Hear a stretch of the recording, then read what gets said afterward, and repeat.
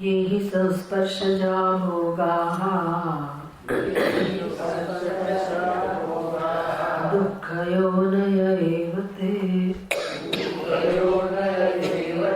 आद्यन्तवन्तः कौन्तेय न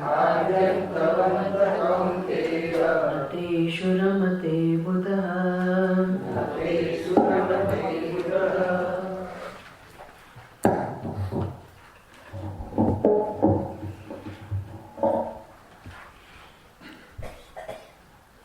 ભગવાન કહે છે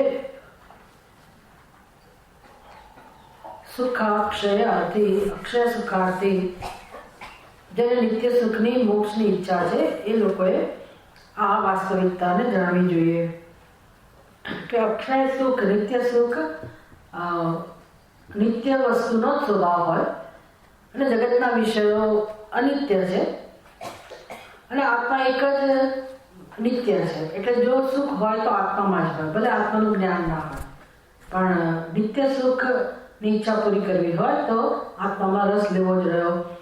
અને એવું નથી કે અત્યારે આપણને પસંદગી છે, કોઈને પસંદગી હોય કે તમારે આત્માનું સુખ લેવું હોય તો આત્માનું સુખ લો અને વિષયનું સુખ માણવું હોય તો વિષયનું સુખ માણો, એમ ચોઈસ નથી. સુખ આત્માનો જ ધર્મ છે. આત્મા સિવાય સુખની સંભાવના કે સુખનું મૂળ બીજે ક્યાંય નથી. આત્મા જ એક સુખનું મૂળ છે. મૂળ સ્ત્રોત ઉદ્ભવ સ્થાન આત્મા એક જ છે. એટલે વિષયોમાં જણાતું સુખ એ ભ્રમ છે. આપણને સમજાવ્યું, બસ એ સમજાય પછી કામ થાય. પહેલા તો બુદ્ધિમાં સમજાય કે આ ખરેખર વાત તો સાચી જ છે અને આ ન સમજાય એવું પણ નથી.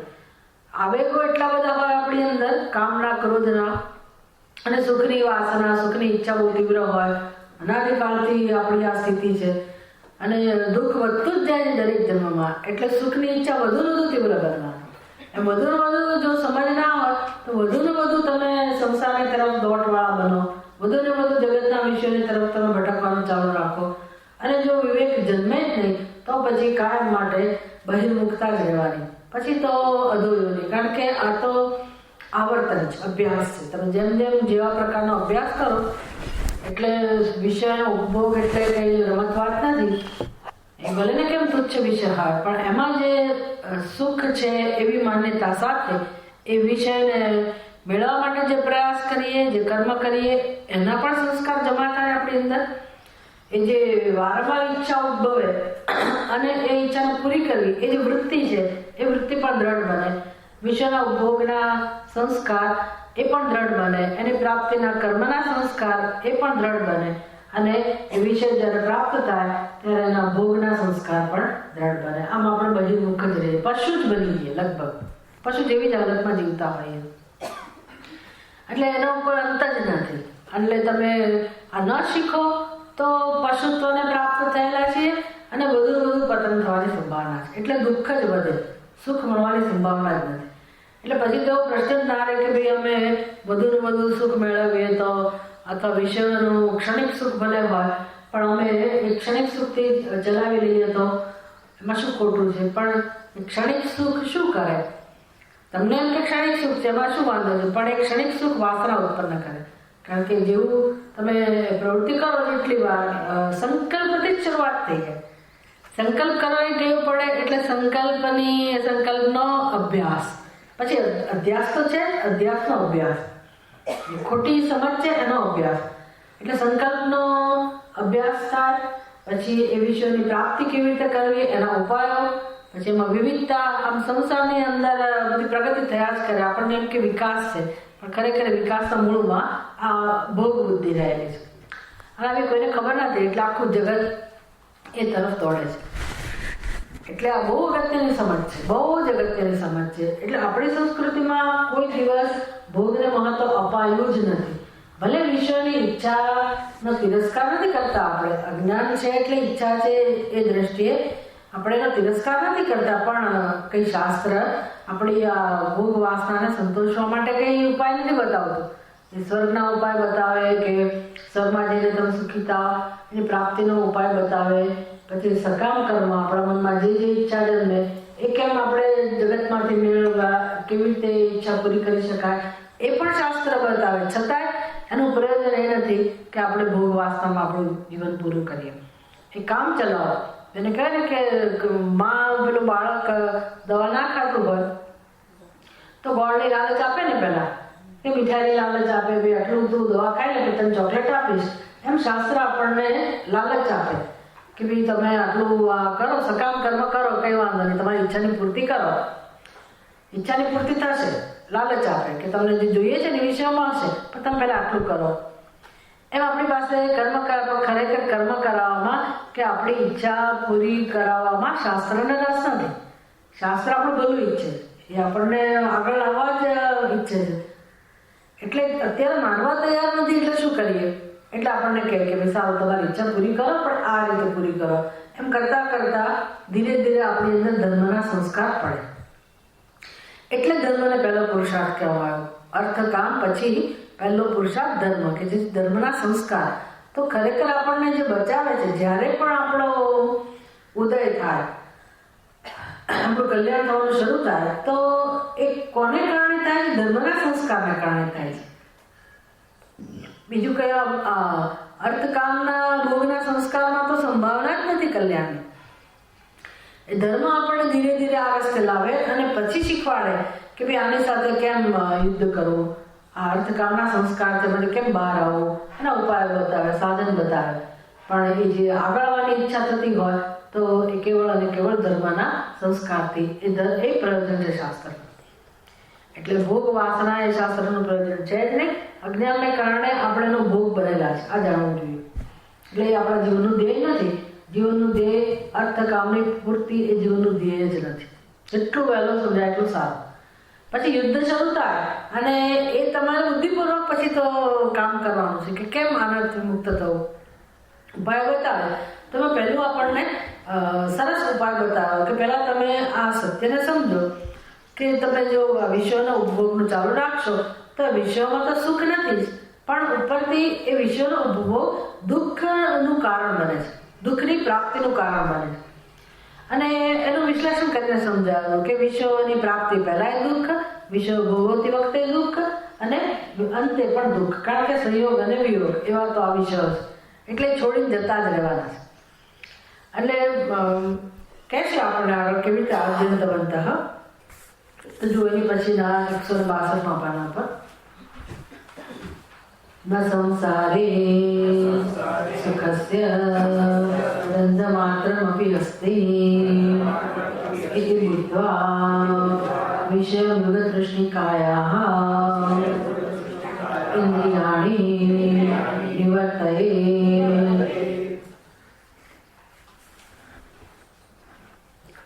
ન સંસારે સુખસ્ય ગંધમાત્રમપી અસ્તિ. બહુ સરસ સ્ટેટમેન્ટ છે. સંસારની અંદર સુખની ગંધ પણ નથી. સુખ તો જવા દો, સુખની ફ્લેવર પણ નથી, સુગંધ પણ નથી. એટલે ઘણી વાર રસોઈ બનાવે ને, સુખ તો તમે રસોઈ બીજા ઘરમાં બનતી હોય ને આપણને ખબર પડી જાય શું બને છે, સુગંધ આવે. સુગંધથી પછી આપણને થાય કે ખાવા મળે તો કેવું સારું, ચા ખાવા મળે તો કેવું સારું, પણ આપણે કંઈ મળે પડે નહીં. તમે કે સુખ લઈને શું કહે, સુગંધ લઈને સંતોષ લો કે ભાઈ આ તો કે આવી જગતના વિષયો બને ખરેખર આપણને સુખ ના આપતા હોય, પણ એ સુગંધ લઈને સંતોષ લઈ શકાય કે નહીં. જેમ તમે પિતૃઓને વાસ નાખો ને, વાસ નાખ્યું એટલે આવે ભાઈ, વાસ એટલે શું, અને સુગંધ છે ને કઈ કે બિચારા ખાવા આવવાના નથી. એ તમે શું કરો, રસોઈ બનાવીએ ને આમ કરીને આપી દો વાસ, એટલે હવે અમારું ભોજન પવિત્ર થઈ જાય, અમે ખાઈ શકીએ, એમને વાસ નાખી દીધી. તો આવું સુખના જગતની અંદર જે વિષયો છે એમાંથી કોઈને ક્યારેય સુખની ગંધ પણ નથી મળતી. નથી કેમ મળતી? છે જ નહીં. વિષયોમાં સુખની ગંધ પણ નથી. આવું છે. આ સત્ય જાણવા જ્યારે આપણે બુદ્ધિ તૈયાર થાય ત્યારે સાંભળીએ તો સારું, પછી કોઈક દિવસ વિચાર આવશે, ક્યારેક વિચારી શકીશું, ક્યારેક સ્વીકારી શકીશું, સમજી શકીશું. પછી એ ઘણું કામ બાકી છે. પછી ઘણું કામ બાકી, ખૂબ કામ છે. અને આ જ ક્ષેત્રમાં કામ કરવાનું, આ જ ક્ષેત્રમાં. there is no bypass.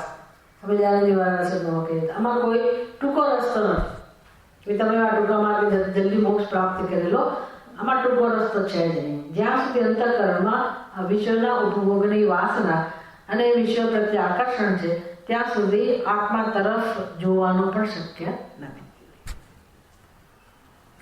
બહુ મહત્વનો વિષય છે, બહુ જ મહત્વનો. અને ધીરે ધીરે આ ક્ષેત્રમાં કામ થાય એટલામાં જ આધ્યાત્મિક ઉન્નતિ, પ્રમાણિકપણે તમે દેખાવ કરી શકો કે ભાઈ મેં તો લસણ કાંદા બંધ કરી દીધા, આજથી પેલું બંધ કરી દીધું, હું તો અહીં નથી જતી, ત્યાં નથી જતી, ને આમ કરું ત્યાં, બધું એ ઉપયોગી છે, ખોટું નથી, બધું ઉપયોગી છે. પણ રસવર્જન યાદ રાખવું જોઈએ કે આ વિષયો શું કરે, તમે છોડી દો પણ વિષયો તમને છોડતા નથી. એ વિષયો છોડી દે છે એવું કહેવાય. તમે એવું નક્કી કરો કે હું આ નહીં ખાઉં તો વિષય આવશે નહીં, કે મુખમાં નહીં પ્રવેશે. એ તો બિચારા નિર્જીવ છે, જ્યાં છે ત્યાં રહે છે, કે આપણે સંપર્ક નહીં કરે કારણ કે આપણે નથી ઈચ્છતા. પણ એમને ખબર છે કે એક દિવસ માણસ જ મારી પાસે આવશે, અને કેમ આકર્ષવા એ વિષયો જાણે છે. નિર્જીવ છે તો એ જાણે છે કઈ રીતે એને રસ મૂકેલો છે આપણી અંદર, અને રસ અંદર પડ્યો કામ કરે છે. અને આ એટલી ખતરનાક વસ્તુ છે. આ તો સાધકો માટે તો બરાબર છે, પણ સાધકો માટે, જિજ્ઞાસુઓ માટે, જ્ઞાની માટે પણ ભયજનક રસ્તામાં છે આ બધા. જ્ઞાનીનામપી ચેતાંસી બલાદાકૃષ્ય મહામાયા પ્રયચ્છતિ. તમે ગમે તેટલા સિદ્ધિના શિખર પહોંચ્યા હો, ખૂબ બધો વૈરાગ્ય કેળવ્યો હોય, તો પણ આજે માયા નામની વસ્તુ છે, એટલે જ આકર્ષણ, વિશ્વમાં રહેલું આકર્ષણ એ શક્તિ છે જે અજ્ઞાનમાંથી જન્મેલી છે અને આપણે જેને પોષેલી છે. એટલે એ જે અભ્યાસ છે, અધ્યાસ છે, એ જે રસ છે વિશ્વમાં, એ રસ અંદર પડેલો છે અને એ શક્તિ કામ કરે છે. અને ગમે ત્યારે એ રસ ધીરે ધીરે પ્રગટ થાય એટલે પછી આપણને યાદ આવે, પછી એનો સંકલ્પ જન્મે, એટલે વળી પાછું તમને એ જ વિષયો પાસે જવાના. આવો ક્રમ છે. પણ પહેલા આમાંથી મુક્ત થવાનું છે. તો ક્યાંથી શરૂઆત થાય? તો કે આટલું પહેલા સત્ય જણાય કે સંસારની અંદર વિષયોમાં સુખ, સંસાર એટલે વિષયો, તેમાં સુખની ગંધ પણ નથી. સંસારે સુખસ્ય ગંધ માત્ર અપી ન અસ્તિ. ન પહેલા વાક્ય ને છેલ્લે લઈ લેવાનું, ન અસ્તિ, નહીતર અસ્તિ અસ્તિ ચાલ્યા કરશે, ન ભૂલાઈ જશે. એટલે સંસાર એટલે વિષયો, જળ વિષયો જ નહીં. સંસાર શબ્દ કેમ વાપર્યો શંકરાચાર્યજીએ? તો કે વિષયોની પ્રાપ્તિના પ્રયાસમાં તમે આખો સંસાર પ્રાપ્ત કર્યો છે. એટલે આ બધું જ સમજી લેવાનું. સંબંધો, બધી જ વસ્તુઓ, સંસાર, જન્મ એટલે કે જન્મ આપણે જે કે પ્રાપ્ત કરેલા સંસાર. એટલે એમાં મનુષ્યો પણ આવી ગયા, સંબંધીઓ પણ આવી ગયા, અને તમે વિષયો પણ આવી ગયા, જેને તમે હું ને મારું કહેતા બધી જ વસ્તુઓ એના સંસાર. અને એ સંસાર કેમ ઉભો થયો? તો કે સુખની અપેક્ષાથી. તો કે સુખ જ્યાં છે ને એવી અપેક્ષાથી તમે એ સંસારને પ્રાપ્ત થયેલા છો. સુખ મળે એવી અપેક્ષાથી દુઃખને પ્રાપ્ત થયા, સંસારને પ્રાપ્ત થયા. એટલે સુખનો લેશ માત્ર પણ સંસારમાં નથી. ઇતિ બુદ્ધવા, આ જાણીને પછી ધીરે ધીરે વિષય મૃગ તૃષ્ણિકાયા ઇન્દ્રિયાની નિવર્તય. તમારી ઇન્દ્રિયોને તમે પાછી વાળો. ઇન્દ્રિયો એટલે મન, બુદ્ધિ બધા ભેગા કરે, સંપેલા હોય આ બધા ઇન્દ્રિયો, મન, બુદ્ધિ અને બધા ભેગા થઈને આપણે વિરુદ્ધ કામ કરનારા છે. આપણા જ અંતઃકરણમાં વસે છે અને કામ આપણી વિરુદ્ધ કરે છે.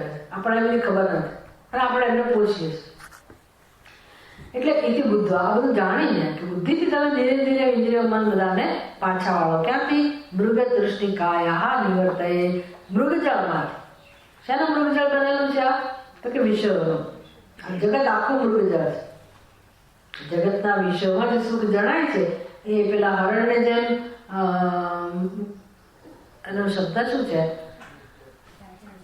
જાણવાનું જળ. હરણને જેમ ત્યાં સાચું જળ દેખાય અને જે પીવા માટે દોડે ને, એવું છે કે બિચારો તરસ લાગી એવાનો વાંક નથી. તરસ લાગી છે અને એ ઝાંઝવાના જળ તરફ દોડે છે, એમાં એનો વાંક નથી. કારણ કે તરસ छिपाया कोणाથી? જળથી. એ એને ખબર છે.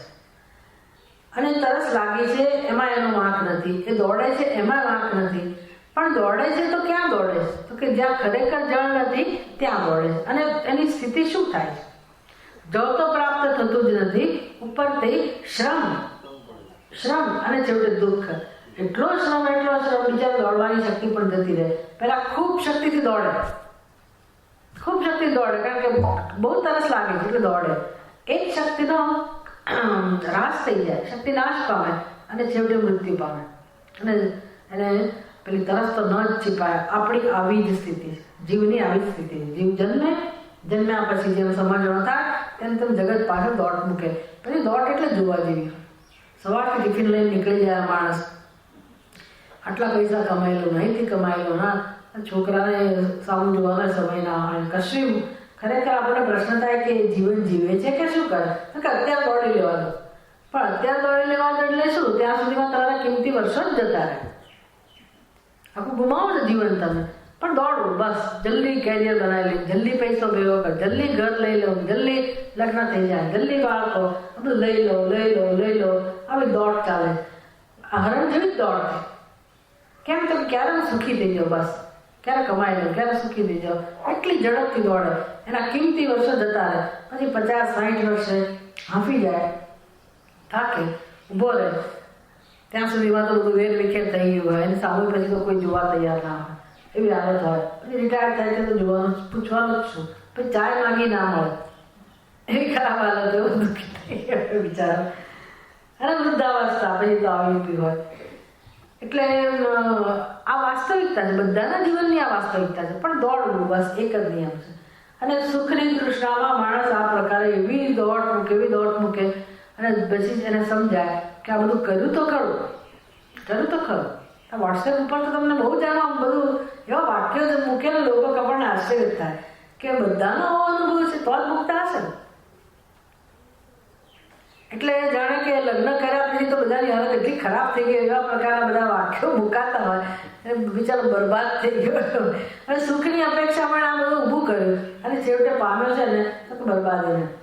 હવે ખબર પડી, હજી ખબર પડી પણ અંદરથી કે તૃષ્ણા ગઈ નથી. એટલે આ બધું સમજવાનું છે કે આટલું બધું કર્યા પછી તમારી સુખની ઈચ્છા તો પૂરી ના જ થઈ તો તમારી શક્તિઓ જતી રહી. તો હવે તો વૃદ્ધાવસ્થામાં તો સુખના રસ્તા જ બંધ થઈ ગયા. સુખ ક્યાંથી મળવું? આમ માણસ બીજા મૃત્યુ પામે, તરસે મૃત્યુ પામે. પણ જન્મે ત્યારે કેવો હોય? તરસ્યો છે. આમ તરસ્યો માણસ જન્મે છે અને તરસ્યો માણસ મરે છે. અને વચ્ચેની હાલત કેવી હોય? દુઃખ છે. એની તરસ સિપાતી જ નથી. આમ જન્મોથી આ માણસો તરસ્યા, જીવાત્મા તરસ્યો. એટલે આ બધાનો આ જ પ્રશ્ન છે. પણ સાધક કોને કહેવાય? જે આ સમજે છે. અને કયા રસ્તે આ તરસ છીપાય, શું કરવું કે જેથી આમાંથી મુક્ત થવાય. અને આમ જોવા જાવ તો રસ્તો સરળ છે. કારણ કે પાણી ક્યાં છે? સુખ ક્યાં છે? પેલું કહે છે ને, જલ મેં મીન પિયાસ, જળમાં જ માછલી તરસે. એના જેવી હાલત છે. જીવ ક્યાં તરસ્યો છે? સુખના સમુદ્રમાં ડૂબેલો છે. એનું સ્વરૂપ તો સુખનો સમુદ્ર છે. સુખનું નાનકડું જળાશય હોય તો આમ સુખનો સમુદ્ર છે. માનવામાં ના આવે એવું એનું સત્ય છે. અને છતાં બિચારો જન્મોથી સુખ માટે વલખા મારે છે. આ કંઈક ખાલી કથા નથી કે ખાલી એક કવિતા નથી, ખાલી ઉપમા નથી. આ આપણું સત્ય છે. આપણું બહુ સ્પષ્ટ સમજી શકાય એવું આ સત્ય છે. સમજવાની જરૂર છે કે આ છે.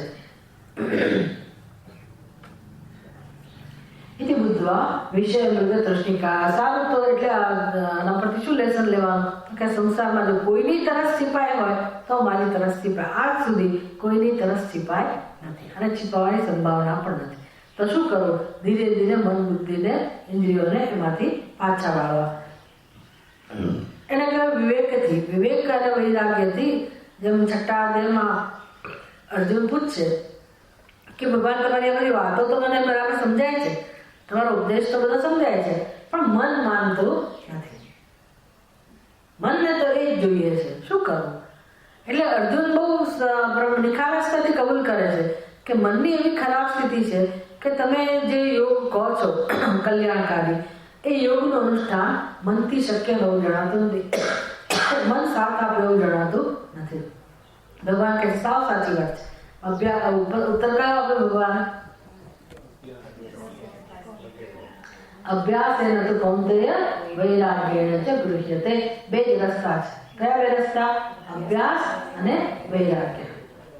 અભ્યાસ ક્યાં શરૂ થાય? પહેલા સાચી ખબર પડે, પછી કેવી રીતે જીવન જીવવું એ ગોઠવીએ. વારંવાર એકની એક વસ્તુ એનું આચરણ કરવાનો અભ્યાસ. પેલો અભ્યાસ જ છે ને. વિષય પાછળ દોડવું એ પણ શું છે? અભ્યાસ જ છે. પણ કરી ચૂક્યા બહુ વખતથી. અને એટલા દૂર ભાગી ગયા આત્માથી કે આત્મા સમીપ હોવા છતાં, સુખ સ્વરૂપ આત્મા સમીપ હોવા છતાં આપણને એવું લાગે છે કે જાણે અત્યંત દૂર છે. આવી સ્થિતિ છે આપણે. બીજું કારણ કહે છે, આ બધા તર્ક આપે છે. તર્ક પણ શું કામ કહેવા જોઈએ? વસ્તુ સ્થિતિનું ભાન કરાવે છે શંકરાચાર્યજી અને ભગવાન કે આવું છે, તમે આ વાસ્તવિકતા સમજો. જેટલું સમજશો એટલું તમે તમારું જલ્દી કલ્યાણ કરી શકશો. તો બીજું વીક પોઈન્ટ બતાવે, બીજી નબળાઈ બતાવે છે. ન કેવલમ દુઃખયોનયઃ આદ્યંતવંતઃ ચ આદિઃ વિષયેન્દ્રિય સંયોગઃ ભોગાનામ અંતઃ ચ તદ્વિયોગે એવ. કેવું સરસ સમજ આપે. ન કેવલમ દુઃખયોનયઃ, આ વિષયો ખાલી દુઃખનું જ કારણ નથી, પણ બીજો એનો સ્વભાવ કેવો છે? આદ્યંતવંત, આદિ અંત વંત. વંત એટલે વાળા, આદિવાળા અને અંતવાળા. તો ખરેખર તો આમ તો ભોગની વ્યાખ્યા કરે કે તમે જેને ભોગ કહો છો એ વાસ્તવમાં શું છે? તો કે વિષયો અને ઇન્દ્રિયો, એનો આદિ, એના સંપર્કનો આદિ અને એ સંપર્કનો વિયોગ, એનું નામ જ ભોગ. આપણી બુદ્ધિ એવું કહે છે કે હું સુખ માણું છું, પણ ખરેખર શું બને છે? તો કે વિષયો અને ઇન્દ્રિયોનો સંયોગ થાય છે અને વિયોગ થાય છે, એને તમે ભોગ કહો છો. એટલે કહે છે કે આદ્યંતવંત એટલે શું? તો કે આદિ દુઃખ યોનય તો છે, દુઃખનું કારણ તો છે, પણ આદ્યંતવંત ચ આદિ અનંત વાળા પણ છે. અને કોણ? ભુક્ત, ભોગ, વિષયનો ઉપભોગ. આદિ એટલે વિષય ઇન્દ્રિય સંયોગ. આદિ ભોગનો આદિ એટલે શું? તમે એમ કહો છો હું આ ભોગું છું, પણ ખરેખર આદિ એટલે ભોગની શરૂઆત કોને કહેવાય? તો કે વિષય ઇન્દ્રિય સંયોગ. વિષય અને ઇન્દ્રિય, ચક્ષુ અને રૂપ, આનો સંયોગ થવો એટલે કે આદિ. હું જોઈ લઉં, ભાઈ કેવું છે, કેવું દેખાય, જોઈ લો. તો એ જ્યારે આંખ સમક્ષ વિષય આવે ત્યારે જોવાની ક્રિયા શરૂ થાય ને, એને કહે ભોગ. તો જોવું એના ભોગ. ખરેખર તો શું છે? સંયોગ, વિષયો અને ઇન્દ્રિયોનો સંયોગ, એનો ભોગ. એમાં તમને શું? તમને શું? આપણને શું મળે? આંખો જોવે છે, ખરું કે નહીં? આંખો 5 મહાભૂતમાંથી બનેલી છે. આ ગોલક પણ સ્થૂળ આંખો, સ્થૂળ નેત્ર પણ 5 મહાભૂતમાંથી બનેલા છે. એને સુખ જોઈએ છે? આંખોને સુખ જોઈએ છે? આંખોને જે દ્રષ્ટિ પ્રદાન કરે છે એ સૂક્ષ્મ શરીર, એને સુખ નથી જોઈતું. એ પણ જળ છે, એ પણ 5 મહાભૂતમાંથી બને, તન્માત્રામાંથી બનેલું છે. તો ખબર છે ને સૂક્ષ્મ શરીરની રચના? તો ખબર છે ને. તો ઇન્દ્રિયો શેમાંથી બનેલી છે? તમે સૂક્ષ્મ કે પંચીકૃત 5 મહાભૂત જે હોય, પણ ઇન્દ્રિયો શેમાંથી બનેલી છે? 5 મહાભૂતમાંથી. અને વિષયો શેમાંથી બનેલા છે? તો એ બંનેનો સંપર્ક થયો. એમાં આપણને શું મળે? સમજાય કે આપણને સુખ મળે? આપણને કેટલું સુખ મળે? મળવું હોય તો કોને મળવું? ધારો કે હોય સુખ વિષયોમાં, તો કોને મળે? ઇન્દ્રિયોને મળવું જોઈએ. ઇન્દ્રિયો તો જળ છે અને એને સુખની જરૂર નથી. વિષય જળ છે, એને કઈ સુખનો ઉપભોગ એવું પણ નથી. તો સુખ કોને મળે? કોને મળે? કોઈને મળી શકે એમ છે. અને વિષય ઇન્દ્રિયોના સંપર્કથી સુખની વૃત્તિ કે બહાર તો જન્મતી જ નથી. વૃત્તિ જન્મે છે એ પણ અંદર જન્મે છે. વૃત્તિ પોતે જ જળ છે, વૃત્તિ પોતે જ અંતઃકરણમાં જન્મે છે. એ પણ સૂક્ષ્મ શરીરનું કાર્ય છે. એટલે મન પણ સૂક્ષ્મ શરીરનું કાર્ય છે. તો પછી એ વૃત્તિ એને પ્રકાશિત કોણ કરે છે? સુખ સ્વરૂપ આત્મા છે. એટલે સુખનું ઉદ્ભવ સ્થાન કોણ હોય? અંતઃકરણમાં જે અધિષ્ઠાન રૂપે આત્મા છે તે જ સુખનું અધિષ્ઠાન હોય. બહાર સુખની સંભાવના જ નથી. અને ઇન્દ્રિયોને સુખનો અનુભવ થતો નથી કે વિષયોનો સુખનો અનુભવ થતો નથી. સુખનો અનુભવ કોને થાય છે? થાય તો સુખ સ્વરૂપ આત્માને. સુખ સ્વરૂપ આત્માને. પણ એને ખબર નથી કે મને અનુભવ થાય છે. કોનો અનુભવ થાય છે? સુખ સ્વરૂપ આત્માને કોનો અનુભવ થાય છે? સુખ સ્વરૂપનો. ખરું ને? વૃત્તિ દ્વારા સુખનો અનુભવ થાય છે. પણ વૃત્તિ જન્મી કોનામાંથી? પોતાનામાંથી જ જન્મી, આત્મા સ્વરૂપમાંથી જ જન્મી. અને કોણ કહે છે કે મને સુખનો અનુભવ થયો? આત્મા જ કહે છે. તો એને ભલે કહે, પણ એને ખબર હોવી જોઈએ ને કે સુખનું ઉદ્ભવ સ્થાન કોણ છે. હું જ છું. એની બદલે આપણી બુદ્ધિ શું કહે છે? સુખ બીજેથી આવે છે. તો તમે છેતરાવ છો કે છેતરાવ વગર મફતનું તો સુખ મળતું જ નથી. There is no free lunch. ક્યાંય પણ જાઓ એટલે તમારે સૃષ્ટિમાં ભલે તમે ભીખ માગી લાવતા હો, ભિક્ષા લઈ આવતા હો, તમે માનતા હો કે અમને ફ્રીમાં મળી ગયું, પણ કુદરત તો તમારી પાસેથી લે જ કોઈક ને કોઈક. કશું ફ્રીમાં ના મળે તમને. એમ જગતમાં ક્યાંય કોઈ પણ પ્રકારનું સુખ મળતું હોય ને એ સુખ મફતમાં નથી મળતું. શ્રમ કરવો જ પડે. શ્રમ કરવો જ પડે. અને શ્રમ કરવામાં રસ છે કોઈને? હમણાં તો જાહેરાત કરવામાં આવે કે આટલું એટલું ફ્રીમાં મળે છે. આજે જ કોઈ કહેલો અમને ખબર હોત તો અમે ઢોકળા ત્યાંથી લાવત બોપલમાં. એટલે અમે કેમ અહીંના ઢોકળા ત્યાંના ઢોકળામાં શું? ઢોકળા એટલે તમારા ખમણ. શું ફેર છે? જો કે લોકોને ખબર નથી આ બધી, પણ કંઈક ઉદઘાટન, કંઈક નવું ઓપનિંગ હતું કોઈ શોપનું. તે શું થઈ ગયું? તો કે તમે 1 કિલો લો તો 500 ફ્રી. ફ્રીમાં મળતું હોય તો તરત લેવા તૈયાર, તરત જ. ભલભલા લોકો પેલા ઉલટતા હતા એક જમાનામાં, વર્ષો પહેલા તો પાલડી માર્કેટમાં જોઈએ આપણે, ચપ્પલની દુકાન તૂટી હોય તો ભલભલી છોકરીઓ, પૈસાદાર ઘણી છોકરીઓ ચપ્પલ લઈ જવા માટે તૈયાર, ઉઠાઈ જવા માટે. ફ્રીમાં જે બધું મળતું બધું લેવા. એ શું બતાવે? કોઈ નહીં. બધાને સુખ તો જોઈએ છે, પણ ખર્ચો કરવો પડે કે મહેનત કરવી પડે એવું સુખ જોઈતું નથી. અને તમે વિચાર કરો કે તમને કયું સુખ મફતમાં મળે છે? કયું સુખ મફતમાં મળે? કોઈક ને કોઈક રીતે તમારે ભોગ આપવો જ પડે છે. અને મેં કહું એમ આપણું શરીર ભોગ માટે છે નહીં, અને તમે જાપટે કરો તો પછી છેવટે પછી એટલે પાછળથી એ ત્રાસ પચાવી ના શકે શરીર. તમે ખાલી ખાવાનું જાણો, બસ પધરાયું પેટમાં, પણ પછી અંદર આંતરડાની શું હાલત છે, હોજરીની શું હાલત છે, લીવરને શું કષ્ટ પડે છે, એ બધું આપણે જાણતા નથી. એ પણ સહન કોણે કરવાનું? સહન તો આપણે જ કરવાનું. કોઈ વસ્તુ મફતમાં સુખ મળતું જ નથી. તમારે પાછું એનું સહન કરવું જ પડતું હોય. અને અહીંયા તો સરસ વ્યાખ્યા કરી કે ભાઈ વિષય ઇન્દ્રિય સંયોગ ભોગ. આદિ એટલે શું? તો કે ભોગનો આદિ એટલે શું? વિષય ઇન્દ્રિયનો સંયોગ. આમાં હું ભોગવું છું, હું ભોગતા, એને ક્યાં સ્થાન છે? ક્યાં સ્થાન છે? સુખની વૃત્તિ અંદરથી જન્મે છે, ખરું કે નહીં? અને ભોગ કોને કહો છો? તો કે ભોગ તો આને જ કહેવાય કે ઇન્દ્રિય અને વિષયોનો સંપર્ક. અને ક્યાં સુધી? જુઓ ક્યાં સુધી? લોકો કંટાળેલા લોકો બિચારા ઘરમાં કરે છે એટલે ટીવી ચાલુ કરીને બેસે, પણ કેટલી સિરિયલ જુઓ, કેટલી સિરિયલ જુઓ, ક્યાં સુધી જુઓ? તમે લોકોને પૂછો ને તો એની હાલત તમને બહુ દયાજનક જણાશે. ક્યાં સુધી જોયા દરેક પછી સિનેમા જોયા, ક્યાં સુધી? કે છેવટે આંખો થાકી જાય. આંખો થાકી જાય એટલે હવે તમે સિનેમા ના જોતા હોય ને તો આ તો શીખી શકાય કે ભાઈ હવે તમારી આંખો નબળી પડી ગઈ હોય અને તમે વાંચવાના બહુ શોખીન હો, જાતનું વાંચતા હો કે પછી ટીવી જોવાના શોખીન હો, આંખો જ તમારી નબળી પડી ગઈ તો તમે શું કરશો? હવે શું કરશો? હવે જોવાનો પ્રયાસ કરશો? એને કહે વિષય ઇન્દ્રિયોનો જે પહેલા સંયોગ થતો હતો એ સંયોગ થતો નથી, હવે વિયોગ છે. વિયોગ છે એટલે ભોગ જતો ને.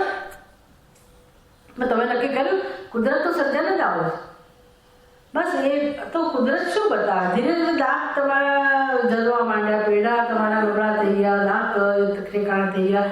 તો હવે ક્રિસ્પી વસ્તુ પહેલા ખાવાનો આનંદ લેતા હતા, એને કહે દાંત અને વિષયોનો સંયોગ. અને હવે પેલું ચોકઠું હવે તો પહેલાતું ના હોય, એ બધી વસ્તુ હોય. અને હવે તમે બધું નાક કરો કે ના હું ચાવીશ તો શું હાલત થાય?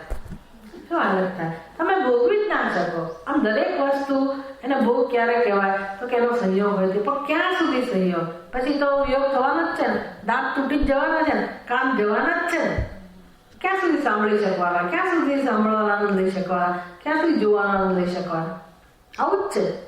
આ બધો અનુભવ છે કે નહીં? આવું જ છે. એટલે હવે ભોગવાતું નથી. હવે કંઈ ખાઈ શકાતું નથી. કેમ?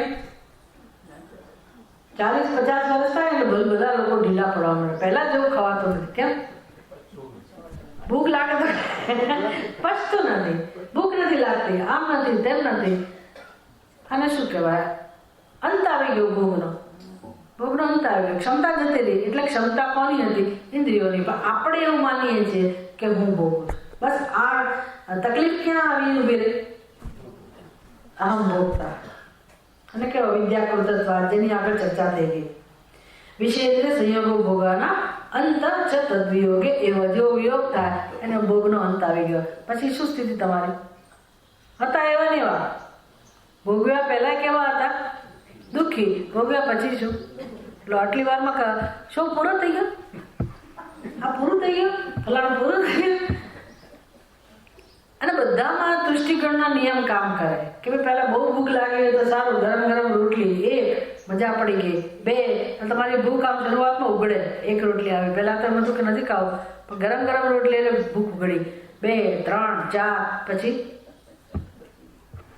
5, 6, ક્યાં સુધી? એ જ પ્રિય વસ્તુ બહુ આગ્રહ કરી ક્યારે ખવાય છે, લઈ લો, ખાધી. હવે તો નહીં જ. એની પછી કઈ થશે? હવે તો નહીં જ ખાવાય. તો ક્યાં જતી રહી તમારી સુખની ગણતરી? ખલાસ થઈ ગયા ને આટલી વારમાં. કેટલું ભોગવી શકે માણસ? કેટલું ભોગવી શકે?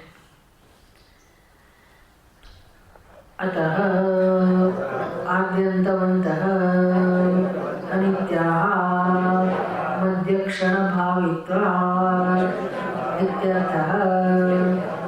એટલે લોજિક આપે છે. અતઃ આદ્યંતવંતઃ આવું હોવાથી, આદિ અને અંતવાળા હોવાથી કેવા છે? અનિત્યાઃ. નિત્ય કેવાને કહેવાય? જેનો આદિ પણ ના હોય અને જેનો અંત પણ ના હોય. આ બધા વિષયો કેવા છે? જગતનો એક પણ વિષયો બતાવો કે જેનો આદિ ના હોય. બધા વિષયો કેવા છે? વિષયો આદિ છે કે પછી આપણે આદિ છીએ? આપણે કેવા છીએ? આદિ જ છીએ ને? ના ના, દેહાદી નહીં. આપણે આદિ જ છીએ ને. જન્મ્યા એટલે શું કહો? આદિ જ થયા ને. અક્કલ વગરની વાત. આત્માને કોઈ આદિ નથી, પણ જન્મ્યા એ શું બતાવે છે? તો કે હું જ આદિ. તો મારો આદિ એટલે નક્કી થઈ ગયો, મારો અંત પણ હોય. તમે જેવું માનો, તમે જન્મ્યા છો એટલે મારો આદિ તો થયો જ છે ને. તો પછી મરણ પણ છે જ મારો, એટલે અંત પણ છે. તો હું પોતે જ ભોગતા આદિ અને અંતવાળી છું. તો વિષયો તો કેવા હોય? કાં તો વિષયો છોડીને જતા રહે, કાં તો આપણે વિષયોને છોડીને જતા રહે. ભર્યું બાજુ ઘર મૂકીને જતા રહે, બધું આમના નહોતું છોડીને જતા રહે. કંઈ ભોગવ્યું નહીં. આપણને દુઃખ થાય, અરે વિચારે કે માણ્યું નહીં, કશું ભોગવ્યું નહીં. પણ કેમ? તો કે એનું નામ જ હતું આયારામ ગયારામ. આપણું બધા નામ શું છે? આયારામ ગયારામ. ક્યાં સુધી રોકાવાના? તમે બહારગામ જાઓ તો કોઈ પૂછે, મહેમાન બની જાઓ તો પૂછે ક્યાં સુધી રોકવાના. પણ કોઈ અહીંયા પૂછતું નથી કે આ પૃથ્વી પર તમે કેટલું રોકાવા. પૂછવું જોઈએ ખરેખર. આપણે તો પૂછવું જ જોઈએ કે કેટલું રોકાવાનું. પણ આપણે કઈ રીતે જીવીએ છીએ જાણે જવાના જ નથી. ભગવાન આપણને અહીંયા પેલું શું કહેવાય, પીઆર પરમાનન્ટ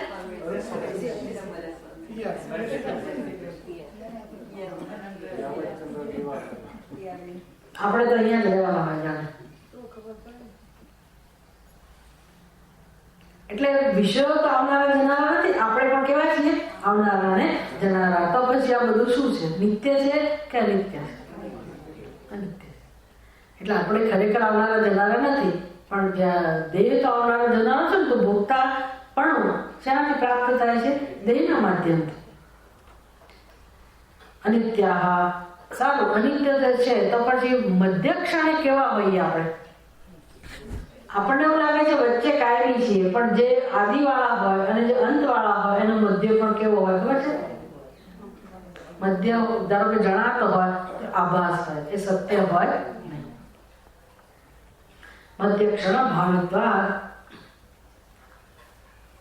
ખાલી વચ્ચે જણાય છે કે છે, તો એ તો નક્કી તો થઈ જ ગયો ને સમજવા માટે કે જે વચ્ચે જણાય એ નિત્ય હોય નહીં. તો પછી એમાંથી મળતું સુખ પણ નિત્ય હોઈ શકે નહીં.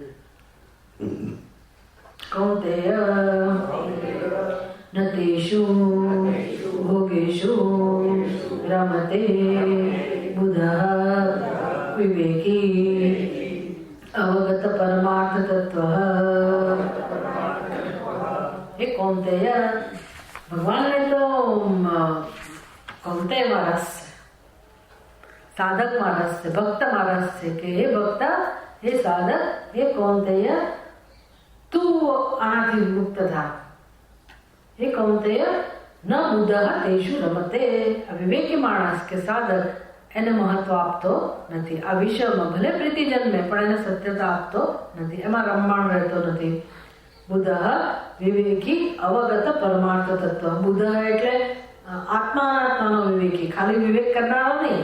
કે વિવેક તો ઘણા બધા છે ને પાછા. કઠોપનિષદ શીખવાડે કે ક્યાંથી વિવેકની શરૂઆત થાય, તો કે શ્રેયશ્ચ પ્રેયશ્ચ વિવિનક્તિ ધીરઃ. તો શરૂઆત અહીંથી થાય કે મારા જીવનમાં કલ્યાણકારી વસ્તુ કઈ છે અને બંધન કરનારી વસ્તુ કઈ છે. શ્રેય એટલે આત્માનું કલ્યાણ કરનારી, અને વિષય એટલે પ્રેય એટલે શું, તો કે બંધન ઉત્પન્ન કરનારી. અહીંથી વિવેકની શરૂઆત થાય. આ જે વિવેકી છે, કયો વિવેકી, તો કે બુદ્ધ. બુદ્ધ એટલે ડાયો માણસ, એટલે આત્માનું જ્ઞાન જેને પ્રાપ્ત થયું છે તે. એટલે શંકરાચાર્ય કહે છે અવગત પરમાર્થ તત્વ. અવગત એટલે જ્ઞાન થયું છે. કોનું જ્ઞાન થયું છે? પરમાર્થ તત્વ, પરમ તત્વનું, પરમાત્મા સ્વરૂપનું જેને જ્ઞાન થયું છે. આમ તો એવું કહેવાય કે જે આવું જ્ઞાન ઈચ્છે છે એ પણ સમજી જ લેવાનું. પણ આને જે જ્ઞાન થયું છે કે હું બ્રહ્મ છું, બ્રહ્મત્વનું સત્ય છે, એને આ બધું સમજવાની જરૂર છે. કારણ કે એને મુક્ત થવાનું છે ને અધ્યાસમાંથી, વિપરીત ભાવનામાંથી. એટલે અવગત પરમાર્થ તત્વ. તો જે વિવેકી મનુષ્ય છે એ એમાં રસ લેતો નથી, ધીરે ધીરે મુક્ત થવાનો પ્રયાસ કરે છે. અઘરું કામ છે, ખૂબ અઘરું કામ છે, પણ એના માટે આ જ એક સાધન છે, સાધ્ય છે કે ભાઈ આ ધ્યેય છે. સાધ્ય એટલે ધ્યેય છે. આ એક જ કામ એને કરવાનું. આ સિવાય મોક્ષ માટે બીજો કોઈ પુરુષાર્થ કરવાની જરૂરત નથી. આધ્યાત્મિક ઉન્નતિ જાણવું નામ છે. અત્યંત મૂઢાનામ એવ હિ વિષયેષુ રતિઃ દૃશ્યતે યથા પશુ પ્રભૃતિના. અત્યંત મૂઢાનામ એવ હિ. ભગવાન થોડીક ટીકા કરે છે કે જે અત્યંત મૂઢ એટલે ગૃહસ્થી કે સંસારીની વાત નથી, પામર મનુષ્ય, અત્યંત પામર મનુષ્ય જે કેવળ અને કેવળ અર્થ કામમાં જ જીવે છે એવો મનુષ્ય. સંસારી તો ક્યારેક ક્યારેક એને થાય કે બિલાવો નિષ્કામ કર્મ કરીએ કે દાન પુણ્ય કરીએ, ક્યારેક એને ઉપર ઉઠવાનું મન થાય, ક્યારેક અપવાસ કરે કોઈક રીતે. એટલે આપણી સંસ્કૃતિ તો એટલી સરસ છે કે તમારે ભલે ને જગતના વિષયો જોઈતા હોય પણ શરત મૂકે કે ભાઈ આ તમારા વિવાહ થતા હોય તો પણ નિયમ હોય કે અમુક દિવસ એના કંઈક આગલા દિવસે અપવાસ કરવાનો બંને જણાએ. આવો નિયમ હોય હતો પહેલા તો, હવે છે કે નહીં ખબર નહીં. હું સાંભળ્યું હતું કે લગ્ન હોય એના કંઈક અપવાસ આ તે બધું. એટલે કેટલા બધા પવિત્ર નિયમો, ખૂબ બધા પવિત્ર નિયમોનું પાલન કરવાનું. એટલે એ બાને પણ આને સંસ્કાર મળે જીવને. એટલે તમને એમ કે અમને ભોગ મળે છે, પણ એનું શાસ્ત્ર તમને ધીરે ધીરે આ બધું પાલન કરાવતા સારા સંસ્કાર તમારી અંદર રેડી દે. એટલે નાનપણથી જ કેટલા બધા સંસ્કાર આવે. ભાઈ છોકરીને જ શીખવાડવામાં આવે કે તારે ભણીને પરણવું હોય, સારો પતિ જોઈતો હોય તો આટલા વ્રત કર. છોકરાઓને પણ ઉપનયન સંસ્કાર, એને પણ એને ભાગ્યોદય જોઈતો હોય, ઉન્નતિ જોઈતી હોય તો એને પણ અમુક કર્મો કરવાના, વ્રત તપસ્યા વગેરે કરવાના. એટલે રસ તમને ભલે ભોગમાં હોય પણ નિયમો એવા હોય કે જેને કારણે તમે વ્રત તપસ્યા કરતા હોય. આવું છે. પણ કેટલાક માણસો બધાનું ઉલ્લંઘન કરે. એવા માણસો પામર મનુષ્યો, અત્યંત મૂઢાના, એ જે છે એને શેમાં રસ હોય? ખાલી વિષયોમાં જ રસ હોય. અત્યંત મૂઢાના એવ હિ વિષયેષુ રતિઃ દૃશ્યતે. અને કેવળ વિષયોમાં રસ હોય. કોની જેમ? યથા પશુ પ્રવૃત્તિના. જેમ કે પશુ પક્ષી પક્ષીને શેમાં રસ હોય? એમના જીવનની એક જ પ્રવૃત્તિ હોય, આહાર, નિદ્રા, ભય અને મૈથુન. આ સિવાય કશામાં રસ ના. કઈ જ નહીં ને દુનિયાનું જે થવું હોય તે થાય. અહીંયા આટલા સૈનિકો મરી ગયા, કેટલું આમ તો પશુ પક્ષીને કઈ શોક સભા ભરે? એમને કઈ અંદરથી એવી વૃત્તિ જન્મે? એને એમ થાય કે એકાદશી છે, ચાલો ભાઈ આજે થોડુંક ચણવાનું બંધ રાખીએ, કલાકનો એક ઉપવાસ કરીએ. એને કશું ના, એને કોઈ ભોગ ઉપર નિયંત્રણ શું? એને ભોગ સિવાય બીજી કોઈ પ્રવૃત્તિ જ ના. જન્મથી મૃત્યુ સુધી ભોગ જ હોય, કોઈ વિવેક હોય જ નહીં. એવું જ જીવન જીવનારા જે મનુષ્યો છે એની વાત કરી. કે અત્યંત મૂઢાના વિષયેષુ એવા રતિહી દૃશ્યતે, એ લોકોને વિષયોમાં કેવળ પ્રેમ હોય છે. આમ તો આપણે આપણી રીતે આવો વિવેક કર્યો કે ભાઈ ગૃહસ્થી સંસારી સાવ એવા નથી, પણ એમની દ્રષ્ટિએ તો એવા જ છે જેના જીવનમાં ઇન્દ્રિયોને વિષયના ઉપભોગમાંથી પાછી વાળવાનો પ્રયાસ નથી, એ બધા મનુષ્ય આમાં આવી જાય.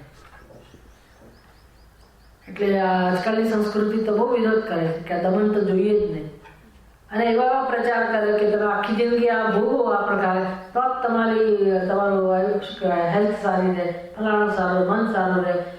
તદ્દન વિરુદ્ધ વાત. અને જ્યાં આવી નિયંત્રણની વાત આવે તો કે દમનથી તો માણસમાં વિકૃતિ આવે. આ દમન કહેવાય. જ્યારે તમે સત્ય વસ્તુ સમજો કે ભોગથી જ તમે પશુ જેવા થતા જાઓ.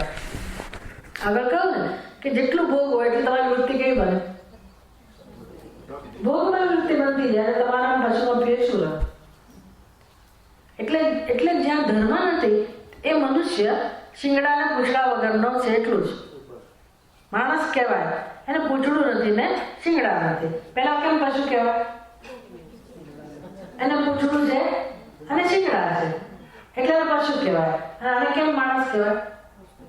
પશુ નથી અને શિંગડા નથી, પણ એની જો પ્રવૃત્તિ આ જ હોય તો ખરેખર બંને કેવા છે? સમાન. ધર્મ વિહીના સમાના. ધર્મ તો માણસમાં પશુમાં શેનાથી ભેદ તમે પાડી શકો? ખાલી દેખાવતી નહીં. ધર્મ કર્મ એટલે શું વળે? ધર્મને અનુરૂપ જ કર્મ, એના ધર્મ. ખાલી સમજ ધર્મની સમજ હોય ને કર્મ ઠેકાણા ના હોય એવો ધર્મ પણ નહીં. ધર્મમય જેનું કર્મ છે તે જ મનુષ્ય છે, અને તો જ એને પશુથી જુદો પાડી શકાય. નહીતર આખું જગત આ વિષયોના ઉપભોગમાં ભટકે છે. અયમ ચ શ્રેયો માર્ગ પ્રતિપક્ષી કષ્ટતમઃ દોષઃ સર્વ અનર્થ પ્રાપ્તિ હેતુઃ દુર્નિર્વાર્યઃ ચ ઇતિ તત્પરિહારે યજ્ઞ આધિક્યમ કર્તવ્યમ ઇતિ આહ ભગવાન. અયમ ચ શ્રેય માર્ગ પ્રતિપક્ષી. અયમ એટલે હવે અયમ સર્વનામ છે. તમારે વિચારવું પડે કે કોના માટે વપરાયું હશે? કોઈ વ્યક્તિ માટે છે? શેની ચર્ચા ચાલે રહી છે? વ્યક્તિ હોય તો વ્યક્તિનું વિશેષણ હોય, કોઈ વિષય ચાલી રહ્યો હોય તો વિષયનું વિશેષણ હોય. અયમ પુલ્લિંગ શબ્દ છે. અયમ સર્વનામ. તો શેનો વિષય ચાલી રહ્યો છે? કોની ચર્ચા શંકરાચાર્ય કરે છે? કઈ વસ્તુની? વિષયના ઉપભોગની, વિષય ભોગની. તો આ વિષય ભોગ જેમાંથી જન્મે છે એની વાત કરે છે. અયમ ચ આ જે ભોગ વૃત્તિ છે તે શ્રેય માર્ગ પ્રતિપક્ષી. શ્રેય માર્ગ એટલે કે મોક્ષનો જે માર્ગ છે એની વિરોધી છે. આ ભોગ વૃત્તિ કે ભોગ એ કલ્યાણ માર્ગના તદ્દન વિરોધી વસ્તુ છે, કલ્યાણની વિરોધી છે. એટલે મનુષ્યનું કલ્યાણ કરવામાં સૌથી મહત્વનો અવરોધ ઉત્પન્ન કરનારી આ વસ્તુ છે. પ્રતિપક્ષી કષ્ટતમ દોષ. શંકરાચાર્ય કહે છે કષ્ટતર કષ્ટતમ. કષ્ટતમ એટલે સૌથી વધુ મુશ્કેલ દોષ એ આ દોષ છે. વિષયનો ઉપભોગ એ કલ્યાણ માર્ગે અવરોધ ઉત્પન્ન કરે છે, સૌથી વધુ મુશ્કેલ દોષ. કેમ? સર્વ અનર્થ પ્રાપ્તિ હેતુ. એક તો એ શું કરે છે તો તમારું બધા જ સ્તરે પતન કરનાર, બધા સ્તરે. એટલે આપણે જેમ જાણીએ ત્યારે આપણી સંસ્કૃતિ માટે બહુ માન થાય. આપણી સંસ્કૃતિમાં સંતોષી નર સદા સુખી આ જે વાક્ય હતું ને આને ધ્યાનમાં રાખીને છે. જો તમારા જીવનમાં તમે બુદ્ધિપૂર્વક વિષયોનો આલંબન ન લો અને સંતોષને કેળવવા માટે જીવન ના જીવો તો તમારી વૃત્તિઓ ભોગમય બનતી જાય અને તમારું પતન નક્કી છે. ભલો માણસોનું પતન નક્કી છે. અને સંસારમાં જોઈ પણ શકાય છે કે પતન કરાવનાર કોણ છે, કઈ વૃત્તિ છે. સર્વ અનર્થ પ્રાપ્તિ હેતુ. છેવટે સંસ્કાર એટલા વધી જાય કે તમે માણસની યોગ્યતા ગુમાવી બેસો. અને તમે કર્મ કર્યું એ ફળ તો પાછું ઉત્પન્ન થવાનું, તો ભગવાન તમને પછી કયો જન્મ આપે? કયો જન્મ આપે? માણસના શરીરમાં રહીને તો તમે એટલા ભોગ ભોગવી શકો એમ છો જ નહીં, પણ તમારા મનમાં જેટલી બધી વાસનાઓ હોય, એટલી બધી ઈચ્છાઓ હોય, અને તમારા કર્મો પણ એના માટે તમને હવે પ્રેશર ભોગવવા માટે કરતા હોય, તો શું કરવાનું? એટલે કર્મ જે પ્રારબ્ધ કહો છો ને, એ પ્રારબ્ધ કોણ તૈયાર કરે છે? આપણે કર્મો દ્વારા. કર્મો દ્વારા એટલે વિષયનો ઉપભોગ કર્મ જ થાય ને, એના દ્વારા તમે પ્રારબ્ધ તૈયાર કરો તો એ પ્રારબ્ધ કેવું હોય? સુખ દુઃખ ભોગવનારું ના હોય. એ પ્રારબ્ધ એટલે શું? એ પ્રારબ્ધ એટલે તમારી અંદર જે વિષય ઉપભોગ ના સંસ્કાર છે ને, એ સંસ્કારો પ્રારબ્ધ રૂપમાં જમા થાય, એને જ સંસ્કાર કહેવાય. એ સંસ્કારો અંદર જ છે ખરેખર. પ્રારબ્ધ એટલે આમ ક્યાંક બહાર કોઈ જગ્યાએ ભગવાને જમા કર્યું નથી. કોઈ પ્રારબ્ધ જેને કહો છો એ અંદર જ હોય. તો અંદર પડ્યું એ પ્રારબ્ધ શું કરે? શું કરે? પ્રારબ્ધ ભોગવવું જ પડે. એટલે શું? અંદર રહેલું પ્રારબ્ધ એના સંસ્કારોના સ્વરૂપને અનુરૂપ ઈચ્છા ઉત્પન્ન કરે. ઈચ્છા ઉત્પન્ન. તમે એમ કહો કે પ્રારબ્ધમાં હતું તો શું થયું? પ્રારબ્ધ હતું તો ભોગવવું જ પડે. તો પ્રારબ્ધ ક્યાં હોય? ક્યાં હોય?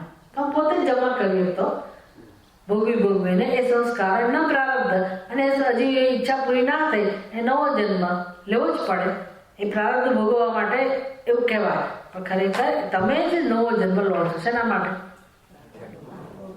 પ્રારબ્ધ ભોગવવા કે ભૂતકાળમાં જે કર્મો કર્યા હતા એ કરવા? નહીતર હજી પ્રારબ્ધ પર દોષ આપશો. તમે જ કર્મના સંસ્કાર ભેગા કર્યા, જેને હવે તમે પ્રારબ્ધ કહો છો, પણ તમે જ ચાલુ રાખો છો. આ જન્મમાં પૂરું ના થયું, શરીર જતું રહ્યું, એટલે ભગવાન નવું શરીર આપ્યું, પણ કામ કોણ ચાલુ રાખે છે? આપણે. પડે છે આમાં ભગવાન વચ્ચે આવતો જ નથી ખરેખર. પ્રારબ્ધ એ બધું સમજવું પડે કે પ્રારબ્ધ એટલે શું.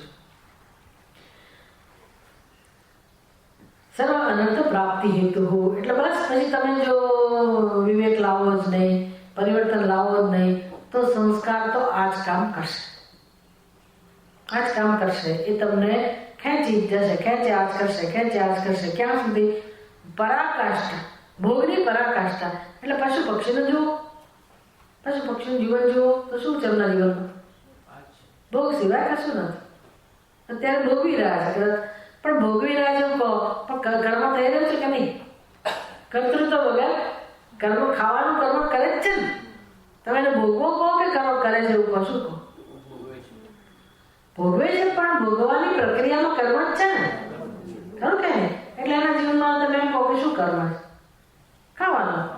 તો પછી ભોગવવાનું, ખાવા, કર્મ કરવાનું કઈ જુદું રહ્યું? એ લોકો સ્વતંત્ર છે એમાંથી, એ પ્રકારના સંસ્કારમાંથી કે એ પ્રકારની ટેવમાંથી મુક્ત થવા સ્વતંત્ર છે?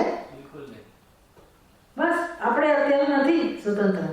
જોવા જાઓ તો, જો વિવેક ના કરીએ તો કેમ નથી વિવેક કરી શકતા? સામર્થ્ય નથી. કેમ સામર્થ્ય નથી? ભોગના સંસ્કાર છે એટલે. પણ હજી પશુત્વને પ્રાપ્ત થયા નથી. તૈયારી થઈ રહી છે.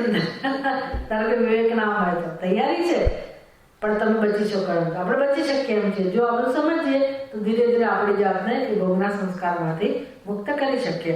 આ તો કોના માટે કહેવાય? કોના માટેની વાત છે? આ જ્ઞાનમાં નિષ્ઠા પ્રાપ્ત કરવા જઈ રહી વ્યક્તિ માટે. તો એને તો કહેવું જ પડે ને કે બીજું તો આમાંથી તો નહીં બચે તો બહુ મુશ્કેલી થશે. અને આ જ અવરોધ છે તારા માટે. આ સિવાય બીજો કોઈ અવરોધ નથી. એટલે દરેક મનુષ્ય માટે આ જ અવરોધ છે. પહેલી કક્ષાનો, પહેલા પગથિયાનો સાધક હોય કે અંતિમ કક્ષા, પછી તરત જ સમજાવશે ભગવાન. પણ આ મુખ્ય અવરોધ છે. એટલે સર્વ અનર્થ પ્રાપ્તિ હેતુ એક તો બધા પ્રકારના અનર્થને આપનારો છે આ વિષય ભોગ, અને દુર્નિર્વાર્ય વળે કેવો છે? એનું નિવારણ કરવું અત્યંત અઘરું છે. અત્યંત અઘરું છે. દુર્નિર્વાર્ય ચ ઇતિ તત્પરિહારે યત્ન આધિક્યમ. માટે અર્જુન તારે કે ભક્તએ કે સાધકે કે જિજ્ઞાસુએ કે જ્ઞાનીએ શું કરવાની જરૂર છે? યત્ન આધિક્યમ, ખૂબ પ્રયાસ કરવાની જરૂર છે. શેના માટે?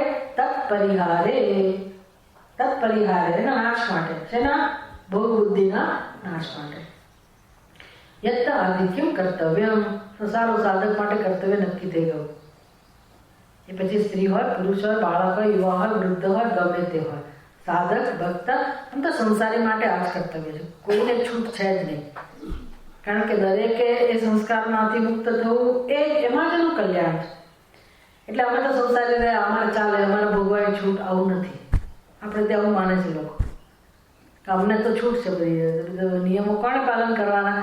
પેલા બ્રહ્મચારીએ, પેલા સાધુએ, સંન્યાસી. અમારે તો ભોગ માટે છૂટ છે. ક્યાંય ભોગ માટે છૂટ છે.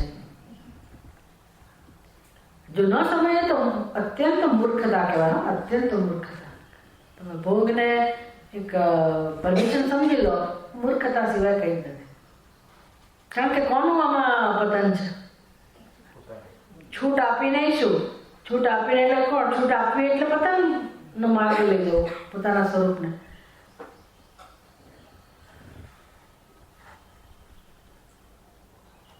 એટલે આહ ભગવાન, ભગવાન કહે છે કે અર્જુન ખૂબ પ્રયાસ કરવો જોઈએ આ વિષયમાં. શક્નોતિ હૈવ યસોઢું રાક્ષરીર વિમોક્ષણાય કામ ક્રોધોદ્ભવં વેગમ સયુક્તસ્સ સુખી નરઃ.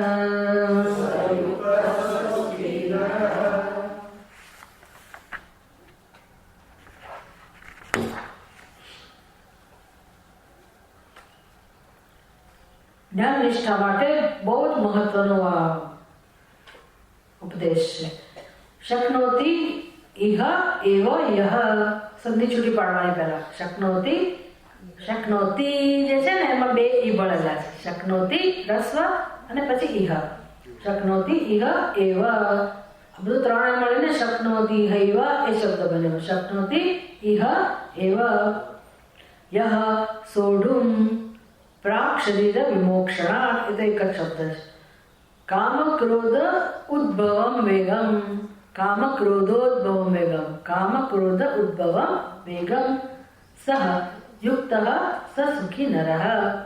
ભગવાન કહે છે કોણ સુખી માણસ હોય, કોણ યોગી બની શકે, કોણ મોક્ષ પ્રાપ્ત કરી શકે, કોણ આત્માનું દર્શન પ્રાપ્ત કરી શકે? તો ભગવાન કહે છે યહ સોઢું શક્નોતિ, જે સહન કરવા શક્તિમાન હોય. સહન કરવા શક્તિમાન હોય અથવા તો સહન કરવા ઉત્સાહિત હોય, તત્પર હોય કે હા મારે આ પ્રકારે ભલે આમાં સહન જ કરવાનું છે ને. તમને કોઈ રોકટોક લગાવે એટલે સહન કરવાનું થયું ને. એ તો તમે લોકો તો ખબર નથી, પણ અમુક ઘરમાં તો નિયમ જ હોય કે સિનેમા નહીં જ જોવાનું, અમુક પ્રકારના વસ્ત્રો નહીં જ પહેરવાના. તો જ્યારે ઉંમર નાની હોય તમને સમજ ના પડે કે આવું કેમ નિયંત્રણ છે. આખું જગત બધું કરતું હોય, તમને સિનેમા જોવા નહીં જવાનું એટલે આમ તો કેમ નહીં જવાનું? તમને ખબર જ ના આવે કે સિનેમા જોવાથી શું નુકસાન થાય, એ ખબર ના હોય. પણ આખું જગ બધા જોવા જતા હોય અને આકર્ષણ સિનેમા જોવા માટે હોય કે અમુક પ્રકારના વસ્તુઓ માટે હોય જે આખા સંસારને લાગુ પડે છે. ખરું કે આખા જગતને લાગુ પડે.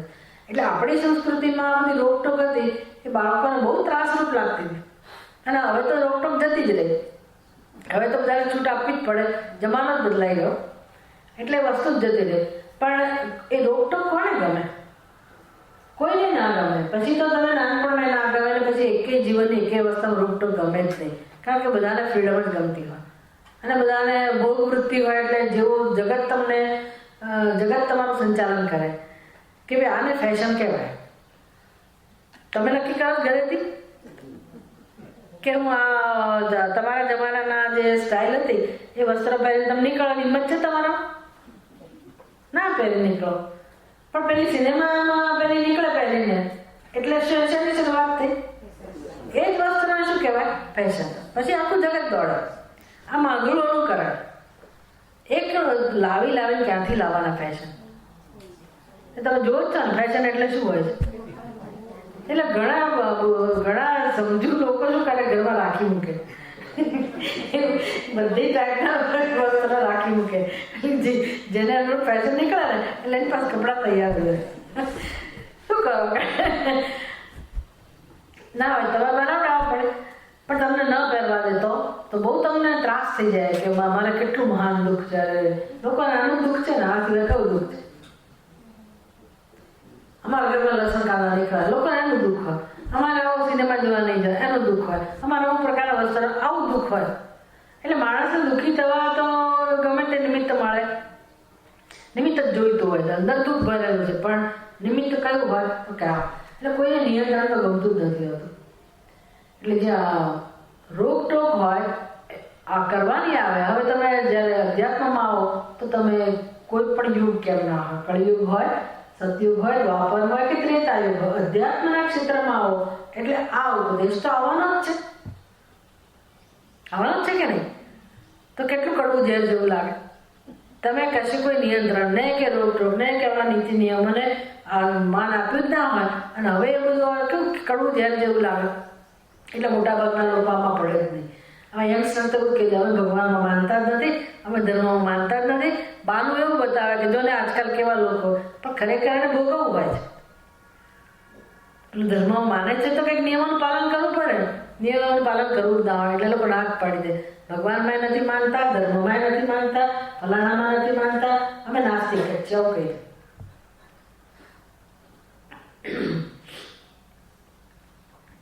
અધ્યાત્મમાં તમે જાઓ એટલે શરૂઆત તો અહીંથી જ થશે. શરૂઆત તો અહીંથી જ થવાની. અને એનું કારણ એક જ છે કે સુખ જોઈતું હોય.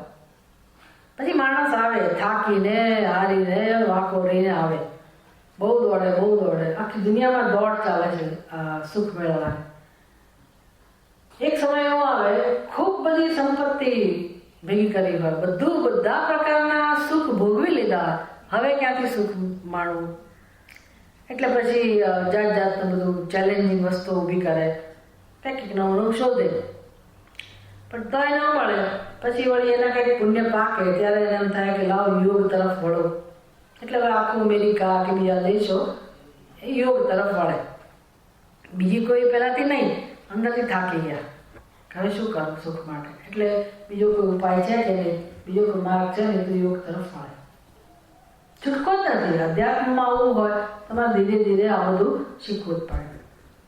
એટલે બહુ જ અઘરું છે. કોઈ રોકટોક કરે તો બહુ જ અઘરું છે. એટલે ભગવાન કહે છે કોણ સુખને પ્રાપ્ત કરી શકે? તો કે રોકટોકને સહન કરી શકે, નિયંત્રણને સહન કરી શકે. શક્નોતિ ઇહ એવ. ઇહ એટલે આ શરીરમાં રહીને જ. અને યુવાન હોય તો યુવાન. શંકરાચાર્ય કહે છે ઘરડા થયા પછી તમે હવે નિયંત્રણ લાવવામાં શું મોટો વાઘ માર્યો? શુષ્કે નીરે કાસા. હવે દાંતથી ખવાતું નથી, પણ તમે કહો કે હું હવે જવાનું બંધ કરી દીધું. તમે કઈ કરે કે ટીવી જોવા નથી જતો, તો તમારા આંખમાં હવે ગમે તેટલું કરો તો આંખો ખેંચાવાની ઈચ્છે છે, તો એને કઈ વૈરાગ્ય ના કહેવાય, એને કઈ સહન કરે ના કહેવાય. અંદર તો ઘણું જોવું છે, અંદર ઘણું ખાવું છે. કોઈ કામ ટેસ્ટી બનાવીને ભાંગી તોડીને આપે તો તરત ખાવું છે. એટલે અંદર તો લાલ સાગીને એવી જ છે, એવી વાત નથી. આ તો ગમે તે ઉંમરનો હોય અને વૃદ્ધાવસ્થામાં કઈ વાંધો નથી, પણ પોતાના મનમાં જે તૃષ્ણા છે એને તો ઓળખી જ શકાય કે કેવી લાલસા છે, કેવા વિકારો છે, અને એમાંથી કેમ પોતાની જાતને છોડાવી. આ બધું સાધન છે. કારણ કે મન તો તમારું શું કરશે? વૃદ્ધ થાય માણસ એટલે ભોગના રસ્તા બંધ થઈ ગયા. જોવા જાવ તો ઇન્દ્રિયોથી વિષયનો સંપર્ક તો બંધ થઈ ગયો. એટલે હવે શું કરો તમે? મનને કોણ રોકે છે? કોઈ રોકે છે? બસ મનથી ચાલે, મનથી ચાલે. પણ ગતિ એવી છે સંસારની કે તમે જેમાં બંધાયેલા છો, હું ને મારું કરી કરીને, એ પણ ભોગનું જ પરિણામ છે, એ પણ આસક્તિનું જ પરિણામ છે. એટલે હવે જેમાં બંધાયેલા હો, મનને જેમાંથી રસ મળતો હોય, મન એનું ચિંતન કરે. એટલે તમે જેની સાથે બંધાયેલા એની આસક્તિ હોય, આસક્તિ એટલે ચિંતા થાય. એટલે હવે જેને તમે તમારા કહેતા હો એ બધાની ચિંતા થયા જ કરે, ચિંતા થયા કરે. અને જેને તમારા કહેતા હો એ લોકો તમને ન સાચવતા હોય કે તમારા રસ ના લેતા હોય, એટલે શું જન્મે? નિરાશ. એટલે વૃદ્ધાવસ્થામાં મનથી ભોગ ભલે બંધ થઈ ગયા શરીરથી, પણ મનથી આ બધાનું ચિંતન વધુ થાય. એમના ભોગ તો મુક્ત છો જ નહીં. શું કરવાનું? પછી આ બિચારો જીવ ક્યાં જાય શાંતિ માટે, સુખ માટે? આ ગતિ છે. પ્રાક શરીર વિમોક્ષણા. ભગવાન કહે છે જ્યાં સુધી શરીર છે ત્યાં સુધી સહન કરવું પડશે. એટલે એનો શું થયો? આ ભોગ, આ જે વિષયના ભોગ છે જેને કામના કહેવાય, અને એ ભોગ પૂરા ના થાય, ઈચ્છા પૂરી ના થાય તો ક્રોધ જન્મે. આ બંને કામ અને ક્રોધ એ ક્યાં સુધી સહન કરવા પડશે? જ્યાં સુધી શરીર છે ત્યાં સુધી. પ્રાક શરીર વિમોક્ષણા. આ શરીર નાશ ન પામે ત્યાં સુધી, શરીરથી આપણે જુદા ના પડીએ ત્યાં સુધી આ ભોગવવું પડશે. જે સહન કરી શકે છે આ બધા વેગને. શક્નોતિ ઇહૈવ સોઢું. સહન કરવા શક્તિમાન છે. શું સહન કરવા શક્તિમાન છે? વેગમ. વેગમ. શેના વેગને? કામ ક્રોધ ઉદ્ભવ વેગમ. કામ અને ક્રોધમાંથી જન્મેલા વેગને સહન કરવા જે શક્તિમાન છે. ક્યાં સુધી શક્તિમાન છે? આજીવન. આજીવન. સયુક્ત સસુખી નર. એ ખરેખર યોગી છે અને એ જ સુખી છે. પછી મોક્ષનો અધિકાર તો એ જ છે અને મોક્ષ એને જ મળશે. પણ સંસારી પણ કોઈ હોય તો એ સુખી સંસારી ક્યારે હોય? સંસારીએ પણ જો સુખી થવું હોય તો એના માટે આ નિયમ છે. ક્યારે સુખી હોઈ શકે? જો એ આ વેગને ખાડી શકવા સમર્થ હોય તો જ. અને તમે જુઓ કે લોકો ભગવાને બધું આપ્યું, અઢળક સંપત્તિ આપી હોય તો પણ એનું પતન થાય છે. હવે એને ખબર નથી કે એનું પતન થાય છે, પણ એ કેવું જીવન જીવે છે. તો હમણાં મેં સાંભળ્યું તો આ એમેઝોનનો માલિક કેટલો પૈસો છે. હવે એનો પરિવાર પણ હતો અને સંતાન છે કે નહીં ખબર નથી. એનું ફેમિલી તો હશે જ. પરિવાર છૂટાછેડા લેવાનો સમય આવ્યો. પહેલી છૂટાછેડા આપતી હશે, આપવા જ પડે, કારણ કે એણે બીજી કોઈ છોકરીને પસંદ કરે.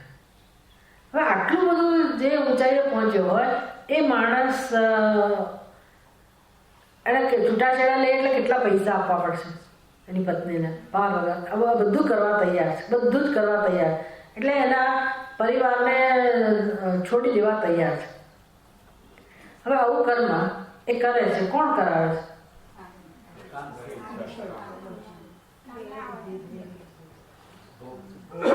કામ. હવે એને ભગવાને નથી બધા વિષયો આપેલા, ભોગ આપેલા, તો પણ આટલી હદે એની પાસે સંપત્તિ છે, પણ એક અંદર બેઠેલો કામ આવો નિર્ણય લેવડા, આવું કરાવડાવે છે. લગભગ મુક્ત નથી લોકો. બધું ગડબડ બધી ગંદકી, જે પારાવાર ગંદકી સમાજમાં હોય છે, પારાવાર. એ તો આપણને ખબર ના પડે. બધું જ્યાં બધું ચાલતું હોય છે, પણ આ બધું પતનનું કારણ છે. અને એનું કારણ કોણ છે? કામ અને ક્રોધના વેગ. સાધક માટે તો આ અત્યંત અઘરું છે, અગ્રહ. એને તો બહુ જ સાવધાન રહેવું પડે. એટલે ભગવાન વારંવાર વિસ્તારથી સમજાવે કે કઈ રીતે આ દિશામાં આગળ વધાય, કઈ રીતે કામ લેવાય. એટલે પહેલા તો કહે છે, જો ભાઈ આ રસ્તો સરળ નથી. આપણે ત્યાં કહે છે ને, ખાંડાની દાળ, ભક્તિ તો ખાંડાની દાળ જેવું છે. વાત તો સાચી જ છે. મને દક્ષિણામૂર્તિ ભગવાન યાદ આવે.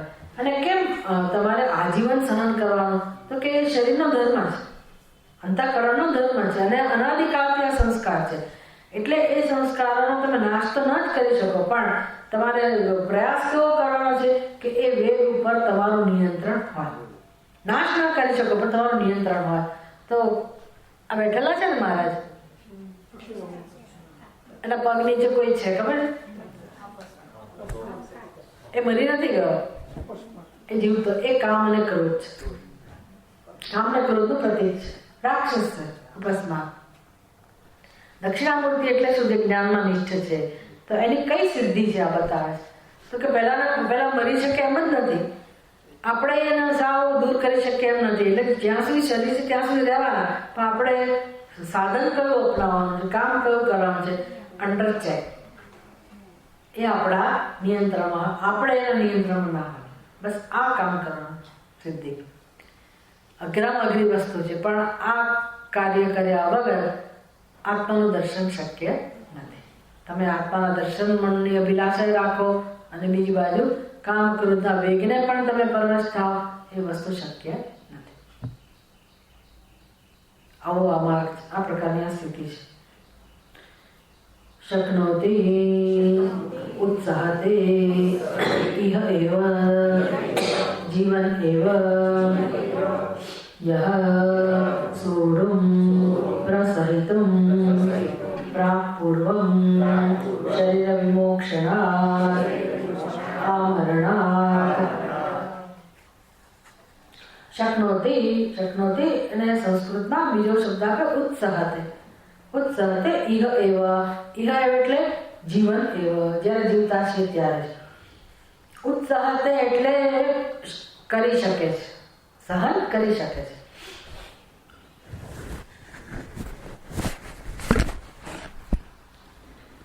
છે જે વ્યક્તિ આ સહન કરી શકે છે શું સહન કેમ સહતે શું કરી શકે તો કે સહન કરે છે સોઢું એટલે સહન કરો પ્રસહિતમ સહિતમ એટલે સહન કરો પ્રસહિતમ એટલે જે સારી રીતે સહન કરે આમાં સહન કરવાનું શું હોય તો કે ખાવાનું સહન એટલે જાણે કે આપણે ત્યાં ઘરે આપણે એના પર રહી ગયા અને જે અંદર દુઃખ જન્મે મૃત્યુનો અનુભવ શોકનો અનુભવ જે થાય એ અનુભવને જીરવો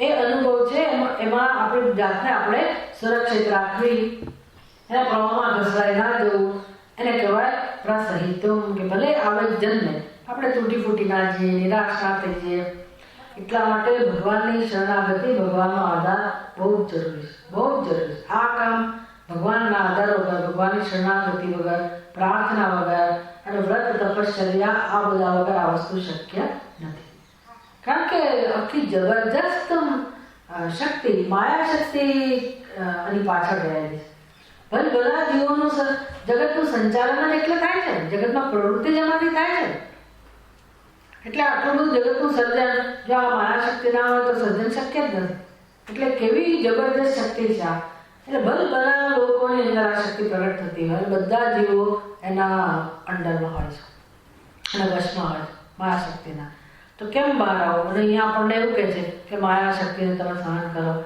કે એનાથી ઉપર ઉઠો માયા શક્તિને કોણ સહન કરે છે કોણ એનાથી ઉપર ઉઠી શકે છે કોઈ ઉપાય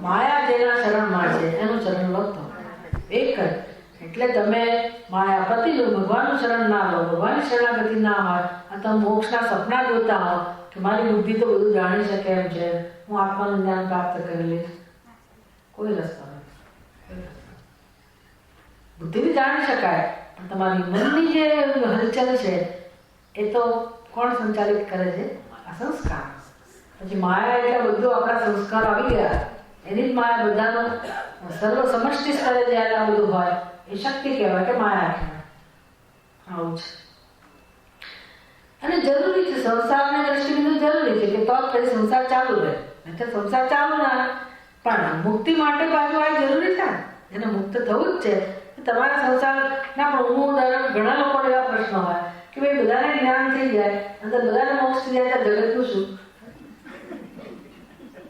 અલા ભાઈ તમારે શું ચિંતા છે જગત કોણ ચલાવનાર છે ભગવાન ચલાવનાર છે કોનો જન્મ પછી કોઈ લગ્ન નહીં કરાવે કોઈ બધા મોક્ષ મેળવી લે તો પછી આ સંસાર કેમ ચાલુ રહે છે તારી જરૂર નથી ગઈ સંસાર ચાલુ રાખવા માટે ભગવાનને લોકો આની ચિંતા એટલે અમે લગ્ન કરીએ સારું આપણી પોતાની જરૂરિયાત છે તો આપણે એમ કહીએ કે ભગવાન નું કામ કેમ થશે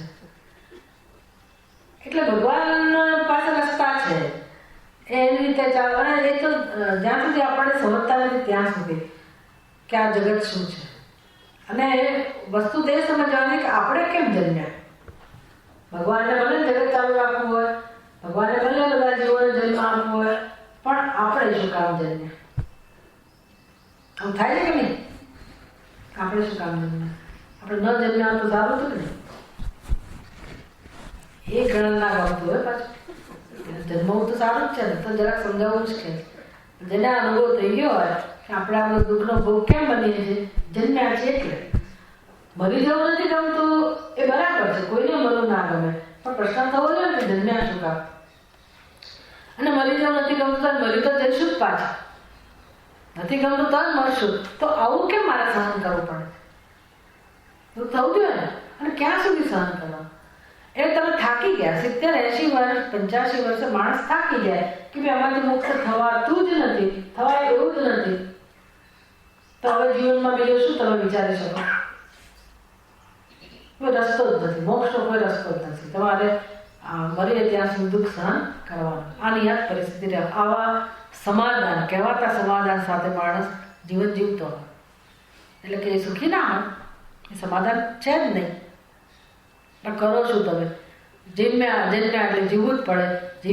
જીવો એટલે શું? જીવનમાં જે કંઈ બને, જે કંઈ સારું માઠું, આ બધાનો ભોગવવું જ પડે. અને તમે રાહ જોઈને બેઠા હો ક્યાં સુધી ભોગવવાનું? હવે કેટલું જીવવાનું? બહુ જીવવાનું તો છે નહીં. એટલે પતિ મરી ગયા ત્યાં સુધી ભોગવવાનું ને. પણ એવું છે? ગયા જન્મમાં મરી ગયા હતા, એની પહેલાં મરી ગયા હતા, એની પહેલાં મરી ગયા હતા, તો શું રહી ગયા હતા? તો પાછા રહ્યા. એટલે આ તો ચાલુ જ રહેશે ને. ક્યાં સુધી ભોગવવાનો? તો આ શરીરનું મૃત્યુ થાય ત્યાં સુધી નથી ભોગવવાનો, પછી પણ ભોગવવાનું તો ચાલુ જ રહેશે. તો આ બધામાંથી મારે મુક્ત થવું હોય તો વિચાર કરવો પડે ને કે હું શું કામ જન્મી.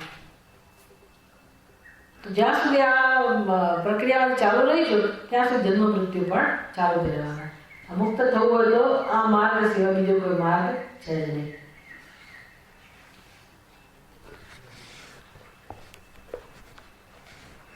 પૂર્વ શરીર વિમોક્ષણાત આમરણાત. પ્રાક એટલે પૂર્વ, શરીર પૂર્વ એટલે જ્યાં સુધી મરણ ન આવે ત્યાં સુધી. શરીર વિમોક્ષણાત એટલે શરીર જ્યાં સુધી નાશ ન પામે ત્યાં સુધી. આમરણાત ત્યાં સુધી સહન કરવું પડશે કામ ક્રોધના વેગને. મરણ સીમાકરણમ જીવતઃ અવશ્યમ ભાવિ કામ ક્રોધોદ્ભવો વેગઃ અનંત નિમિત્તવાન સહ ઇતિ યાવદ મરણમ તાવદ ન વિશ્રંભણીયઃ ઇત્યર્થઃ.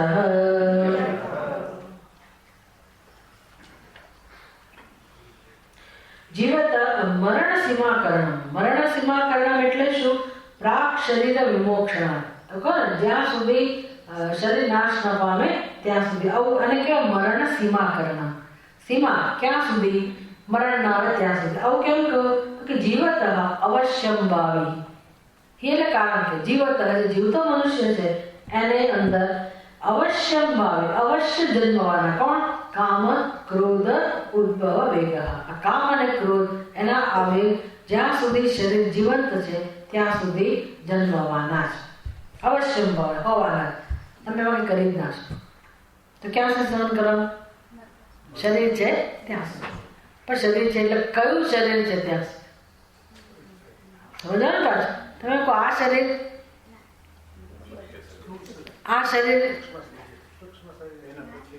ના આ શરીર એટલે અત્યારનું જે શરીર છે ત્યાં સુધી જ મારે સહન કરવાના. તો શાંતિ. કારણ કે હવે એવું થયા બહુ કંઈ થોડી રહી, હવે જતા જ રહેવાના છે. એવું નથી. એટલે આ શરીર બીજું શરીર તૈયાર જ છે, બીજું શરીર લેવાનું છે. એટલે એ પત્રીજું લેવાનું જ છે, લેવાનું જ છે. આમ શરીર તો ચાલુ રહેવાના જ છે. એટલે બધા જન્મમાં તમારે આ સહન કરવું જ પડે. તો શું કરવું જોઈએ?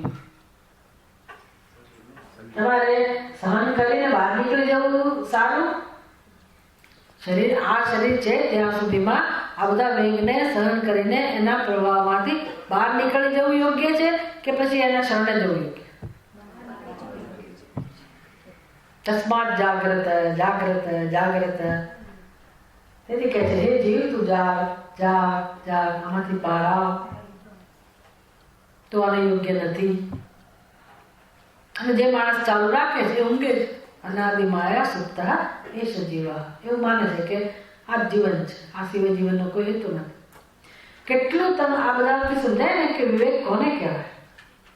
વિવેક કોને કહેવાય? આપણે એટલું લાઇટલી લઈએ છીએ કે આ તો ઠીક કહેવાય, આને આમ જાણે ઇન્ફોર્મેશન મેળવીને આપણે સંતોષ મેળવીએ. પણ આ આપણો નિર્ણય બને એના માટે તો કેટલી બધી તમારી આપણી અંદર એ જોઈએ કે આવું આપણને સમજાય કે ખરેખર આ માંથી ઉપર ઉઠવા જેવું છે એવો આપણો પોતાનો નિર્ણય બને તો આપણે સહન કરવા અને એના વેગમાંથી બહાર આવવા માટે ભગવાનના શરણે જે કંઈક ઉપાય કરીએ, કશું જ કરીએ, પ્રાર્થના કરીએ, કંઈક ગંભીર બનીએ, જીવનનો સદુપયોગ કરીએ.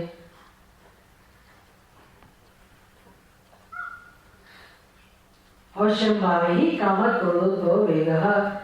પછી અને કહે છે કેમ આવું કહો છો મરણ સુધી? તો કે અનંત નિમિત્તવાન હિ સહાયતે. એના નિમિત્ત કેટલા છે કામ ક્રોધના? તો કે ગણી ના શકાય એટલા. કેટલી ઈચ્છાઓ ગણી? કેટલી ઈચ્છાઓ ગણી શકો?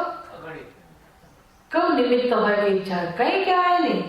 તમે સ્વસ્થ હો, તમે માનતા હો મને કઈ ઈચ્છા નથી, બહુ વૈરાગ્ય છે, બહુ શાંતિ છે, કોઈ જરા ક્યાંક જઈ આવી વાત કરે એટલી જ વાત કે આ જગ્યાએ દાસનો સ્ટોર ખુલેલો છે, આપણે કોઈ દિવસ જોયું ના, તો કોઈ ખાલી કે ના તમારા વિસ્તારમાં છે, નજીકમાં જ છે અને બહુ પ્રસિદ્ધ છે, એની વસ્તુ તો એટલી સર. બસ આ એક અંદર આ નિમિત્ત કહેવાય. આવા હજારો નિમિત્ત આવે, અનંત નિમિત્ત આવે અને બધા નિમિત્ત શું કરે? આપણી અંદર આનો ઉદ્ભવ કરે, કામનાઓ જન્માવે. અને અનંત નિમિત્તવાન સહ યાવત મરણ તાવત. આવું હોવાથી એના અનેક નિમિત્ત હોવાથી તમારે સાધકે શું કરવું જોઈએ? તો શંકરાચાર્ય કહે છે યાવત મરણમ તાવત, જ્યાં સુધી મૃત્યુ ન આવે ત્યાં સુધી ન વિશ્રમણીય, એના પર વિશ્વાસ કરવો જોઈએ. મૃત્યુ સુધી ગમે ત્યારે નિમિત્ત આવ્યા જ કરવાના, ચાલુ જ રહેવાનું. કામ અને ક્રોધ જન્મ્યા કરશે. શંકરાચાર્યજી બહુ મહેનત કરી છે એમાં સમજાવવા કામ કોને કહેવાય અને ક્રોધ કોને કહેવાય. કારણ કે કહું ને, સહન કરવા જે શક્તિમાન છે. શેને સહન કરવા શક્તિમાન છે? વેગને. કોના વેગને? કામના અને ક્રોધના. તો હવે આપણને એને સમજાવવું જોઈએ કે કામનો વેગ એટલે શું, અથવા કામ એટલે શું, ક્રોધ એટલે શું, એમાંથી જન્મતો વેગ એટલે શું, એ કોને કેવી રીતે ઓળખી શકાય, એની કે ખબર પડે કે ના પડે, આ બધું સમજાવે.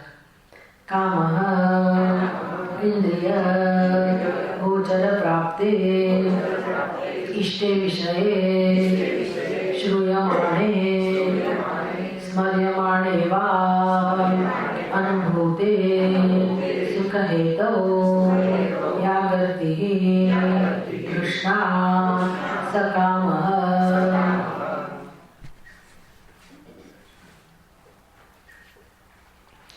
કહે છે કે તમે જે ભૂતકાળમાં જે વિષયનો ઉદ્ભોગ કર્યો, આગળ વાળી વાત કરી ને, ભોગ એટલે શું? ભુક્તય. તો એ ભોગનો આપણને સમજ આપી, ઇન્દ્રિય અને વિષય આ બંનેનો સંયોગ, એને ભોગ કહો. તો આવો જે અનુભવ તમે કર્યો હોય ભૂતકાળમાં અને જેને તમે ઈષ્ટ વિષય કહેતા હો, તો બધાની ઈચ્છા સમાન ના હોય. કોઈકને આમાંથી સુખ મળતું હોય, કોઈકને પહેલામાંથી સુખ મળતું હોય. એક ખાવા પીવાની વસ્તુમાં કેટલા ભેદ હોય, કોઈકને આ ભાવે ને કોઈને પેલું ભાવે. એટલે જેને ઈષ્ટ હોય, તો તમને ભૂતકાળમાં જેમાંથી સુખ મળ્યું હોય, જે તમારા માટે ઈષ્ટ હોય, એ અચાનક જ કોઈક રીતે તમારી સમક્ષ પ્રાપ્ત થાય. કયા માધ્યમથી? કાં તો તમે શ્રૂયમાણે, કાં તો એના માટે સાંભળ્યું હોય. મેં કહું ને કે ભાઈ તમને દાસની કોઈ આઈટમ ભાવતી હોય અને કોઈ કે દાસનો સ્ટોર ખુલ્યો હોય, સાંભળવા માત્રથી જ તમને બધી વાનગી યાદ આવે, એને કહેવાય ઇન્દ્રિય ગોચર પ્રાપ્ત. એટલે વિષય તમારી સમક્ષ નથી, પણ ઇન્દ્રિય ગોચર એટલે વિષય. ઇન્દ્રિય ગોચર એટલે જ ઇન્દ્રિયનો વિષય એ પ્રાપ્ત થયો. કેવી રીતે પ્રાપ્ત થયો? ખાલી શ્રવણથી. શ્રૂયમાણે. કાં તો તમે બેઠા છો, યાદ આવ્યું કે ગયા વખતે પાર્ટી કરી હતી અને આપણે એમાં ઊંધિયું જલેબી બધું ખાધું હતું, તો આ વખતે પાર્ટીમાં આપણે ઊંધિયું બનાવ્યું કેવું. એટલે હવે ઊંધિયુંનું સ્મરણ શેનાથી? તો વિષય પ્રાપ્ત થયો, એનું માધ્યમ કોણ રહ્યું? સ્મરણ. સાંભળ્યું હતું પણ સ્મરણ. આ શિયાળામાં આપણે ઓળોનો રોટલો બનાવી પાર્ટી કરી, તો ઓળોનો રોટલો ભૂતકાળમાં ખાધા હોય અને એનું સ્મરણ કરતા સાંભળવાથી સ્મર્યમાણે વા અનુભૂતે, તમે અનુભવ કરતા હો. અનુભૂતે સુખ હેતો. તો જે સુખ ઉત્પન્ન કરનારા અનુભવેલા વિષયો છે એનું જ્યારે તમે શ્રવણ કરો અથવા એને યાદ કરો, ત્યારે તમારા મનમાં કોઈક વૃત્તિ જન્મે છે. સાંભળવાથી અને યાદ કરવાથી એ ભૂતકાળમાં જેમાંથી તમે સુખ મળ્યું એવું માનો છો એ વિષયને અનુરૂપ તમારા મનમાં કોઈક વૃત્તિ જન્મે છે. કઈ વૃત્તિ જન્મે છે? તો કે હવે એ વિષયને હું માણું, વિષયને ભોગવવાની વૃત્તિ જન્મે છે. સા તૃષ્ણા, એને શું કહેવાય? તૃષ્ણા. એટલે ગર્ધિહી શબ્દ વપરાયો. યા ગર્ધિહી એટલે જે લાલસા જન્મી કે મારે એ વિષય ભોગવવો છે એનું નામ છે તૃષ્ણા. સહ કામ, અને કામ કહેવાય. બધાને ખબર જ છે, આ તો શબ્દોમાં સમજાય, બધા અનુભવ તો છે ને. ના ના મને ખબર જ નથી ને, ઈચ્છા એટલે કીધું ના. એટલે જો આ આપણે નથી જાણતા ને એટલું કોણ જાણે છે? હોય વેપારી લોકો, મીડિયા વાળા જાણે છે. એટલે ટીવી ઉપર તમે જોવા બેઠા હો મેચ, પણ જે પ્રકારે એડવર્ટાઇઝમેન્ટનો મારો ચલાવે, તમે કોઈ સાદી સીધી સિરિયલ જોવા બેઠા હો, તમને એમ કે ધાર્મિક સિરિયલ જોઈએ, અંદર જે બધો દૂર ચાલતો હોય, શું કામ વગર વખતના? એને તો જે સામે બેઠું છે એ બધા એના માટે કસ્ટમર જ છે. એટલે એ જે પ્રકારની જાહેરાતો મૂકે તમે જોવાના જ છો. જોનારા બધું જુએ, બધું જુએ. એટલે કહું કયા પ્રકારના પીણાની જાહેરાત છે, કેવા પ્રકારના આઈસ્ક્રીમની જાહેરાત છે, કેવા કપડાની, કેવા ઘરેણા, બધી જાહેરાતો થતી હોય. તમારું આ માવા, મસાલા, ફલાણું ઢીકણું બધું, એટલું બધું રોજ જુઓ તો તમને શું એવું લાગે છે કે તમે પૂરા થઈ જતા હશો? અમને એમ કે તમે ખાલી મેચ જોવા જ બેઠા છો. પેલું જોયું ને, એટલે જોયું એટલે વિષય આંખોમાંથી અંદર ગયો, કાનથી અંદર ગયો, બસ એ લોકોનું કામ થઈ ગયું. પછી તમારી અંદર કંઈક રસ પડેલો જ છે. પેલું જોયું, સાંભળ્યું એટલે અંદર ભોગડા સંસ્કાર ઉદ્દીપન થાય. એટલે હવે તમે એ વિષય માણવો હોય, એ વિષયનો ભોગ કરવો હોય, તરત તમને પેલી જાહેરાત આવે. સાબુ જેવી વસ્તુ એક જમાનામાં, સાબુ ના મને એમ કઈ બોલ્યા એ હશે બરાબર. એડવર્ટાઇઝમેન્ટ હોય તો હવે તમે સાબુ લેવા બજારમાં જાઓ તો તમને ખબર નથી કે શું કરવું. સાબુ બસ સ્નાન માટે સાબુ જોઈએ, પણ તમને કયો સાબુ યાદ આવે? ટીવી વાળા નક્કી કરે, જાહેરાત વાળા નક્કી કરે કે તમારા મનમાં કઈ ઈચ્છા જન્મે. એટલે તમને જે એડવર્ટાઇઝમેન્ટ ગમી હોય એ સાબુ તમને યાદ આવે, અને તમે દુકાન વાળાને કહો મને આ સાબુ આવે, તમને કઈ બીજી કઈ ખબર જ ના આવે. તમે લઈ લીધો કે નહીં? આ તો જરૂરિયાતની વસ્તુ છે, પણ જરૂરિયાતની વસ્તુ ન હોય એવું કેટલું લિસ્ટ બનતું જાય. આ બહુ બુદ્ધિ બધી મુશ્કેલ છે, અને એનો ધંધો ચાલે. વિચાર કર, આપણી કરતા એ હોશિયાર ખરા ને, આપણે મૂર્ખ બનીએ. એટલે અહીંયા શંકરાચાર્યજી ક્યારના જાણે છે. એટલે કે છે કે આવું જગતમાં ચાલે છે, અને કામ કહેવાય, અને કામ કહેવાય. પછી ક્રોધ કોને કહેવાય? એ કહે છે ક્રોધ જ આત્મનઃ પ્રતિકૂલેષુ દુઃખ હેતુષુ દૃશ્યમાનેષુ શ્રૂયમાણેષુ સ્મર્યમાણેષુ વા યહ દ્વેષઃ સક્રોધઃ. પેલું કામ ક્યારે જન્મ્યો? તો કે સુખ જન્મ્યું હતું. એવા વિષયોનું સ્મરણ અને એવા વિષયનું શ્રવણ કે દર્શન એ બધું થયું. આ કોની વાત છે? તો કે આત્મનઃ પ્રતિકૂલેષ દુઃખ હેતુ શું? તમને જેણે દુઃખ આપ્યું હોય, જે તમારા માટે પ્રતિકૂળ સાબિત થયા હોય, એ બધા વિષયો, વ્યક્તિઓ, પ્રસંગો બધું સમજી લેવાનું. દૃશ્ય માને શું? જ્યારે તમે એને જુઓ. શ્રૂય માણે શું? જ્યારે તમે એને સાંભળો. સ્મર્ય માણે શું? જ્યારે તમને યાદ આવે. આપણું જીવન છે, આપણું જીવન છે. રોજ જોવાનું, રોજ સાંભળવાનું, રોજ યાદ આવવાનું, અને એના અનુરૂપ આપણા મનમાંથી બધી વૃત્તિઓ જન્મે છે, અને આવેગો જન્મે. તો જોવા જેવા હોય બધા આવેગો. તો એ વા યહ દ્વેષઃ સક્રોધઃ સ્મર્યમાણેષુ. વા એટલે શું? કાં તો તમે જોયું હોય, કાં તો તમે સાંભળ્યું હોય, અને કાં તો તમને યાદ આવી ગયું હોય. અને જે વૃત્તિ જન્મે, પહેલી વૃત્તિ તૃષ્ણાની વૃત્તિ હતી, એને શું નામ આપ્યું? કામ. આ શાની વૃત્તિ જન્મશે? દ્વેષની. દ્વેષની. નહીં ગમે, પેલું ગમે છે એટલે જોઈએ છે. આ નથી ગમતું, અને નથી ગમતાની સાથે કઈ વૃત્તિ જન્મે? દ્વેષની. દ્વેષની વૃત્તિ જન્મે અને એ નાની મોટી ના હોય, વ્યવસ્થિત દ્વેષના રૂપમાં જન્મે, એનું નામ છે ક્રોધ. ક્રોધ બે વસ્તુ આપણા મનમાં જન્મ્યા કરે, કામ અને ક્રોધ. તો કામ ક્રોધો ઉદ્ભવો યસ્ય વેગસ્ય સહ કામ ક્રોધોદ્ભવો વેગ. વેગ એટલે શું? તો કે જે કામ અને ક્રોધ જેને જન્મવાનું કારણ બને છે, જેને જન્માવવાનું કારણ બને છે. એટલે કામના પણ કશું જન્મ આવે અને ક્રોધ પણ કશું જન્મ આવે, એ જે જન્મે એને કહેવાય વેગ. તો એ વેગનું નામ શું પડ્યું? કામ ઉદ્ભવ વેગ અને ક્રોધ ઉદ્ભવ વેગ. કામ ક્રોધોદ્ભવો વેગ.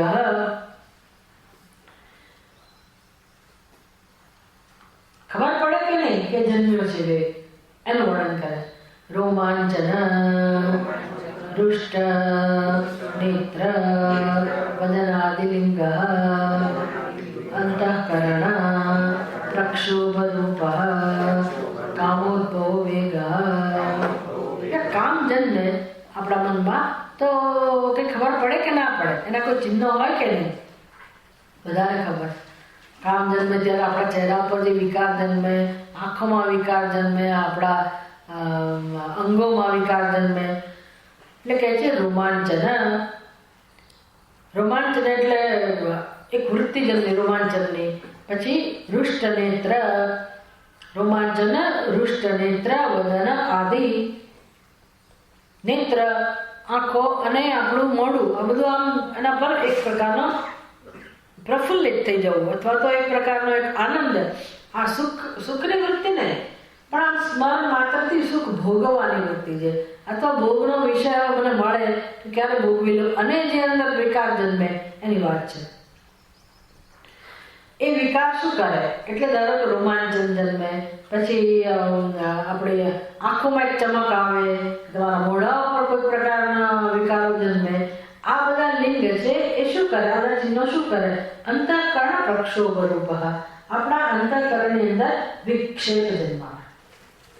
વિક્ષેપ જન્માવે એટલે તમે શાંત બેઠા હો પણ ચાની યાદ આવી. તમે જોતા હો ટીવી, એમાં જે સરસ ચાની જાહેરાત હોય અને તમારો ચા પીવાનો સમય હોય, એટલે હવે શાંતિ જે હતી એ શાંતિ જતી રહી. એટલે આ વિષયની ઈચ્છા જેવી જન્મે તમારા અંતઃકરણમાં, નાની મોટી ઈચ્છાની વાત નથી, આ તમે દ્રષ્ટાંત આપ્યું, પણ બીજા જે વિષયો જેને કહેવાય ને કે બાંધનારી ઈચ્છાઓ, બાઇન્ડિંગ ડિઝાયર, કે જે તમને ખરેખર બંધનમાં નાખે છે, એ પ્રકારની ઈચ્છાના વિષયો, એની ઈચ્છા જન્મે ત્યારે શાંત મન છે એ અશાંત બની જાય. એટલે અંતઃકરણ પ્રક્ષોભ રૂપ. તો તમારા અંતઃકરણમાં વિક્ષેપ ઉત્પન્ન કરે, અશાંતિ ઉત્પન્ન કરે, એ જે આપણા ચિહ્નો છે કે ભાઈ ક્યારે મને સ્વાદ માણવા મળે, ક્યારે હું જોઈ લો, ક્યારે એનો અનુભવ કરી લો, એને કહેવાય કામોદ્ભવો વેગ. તો તમારી અંદર જાણે કે એક ઉલ્લાસ જન્માવે, તમારા હૃદયમાં, નેત્રમાં, મુખમાં, કે મારે આ મેળવવું છે, જાણવું છે, ખાઈ લઈએ, ચલો ભાઈ પહેલાં નાસ્તો કરી લઈએ, પહેલાં આ પ્રકારનો, એને કામોદ્ભવ વેગ કહેવાય. પછી ક્રોધનો વેગ જન્મે ત્યારે કોઈ ખબર પડે કે ના પડે, એના કોઈ ચિહ્નો હોય કે નહીં, એ કહે છે.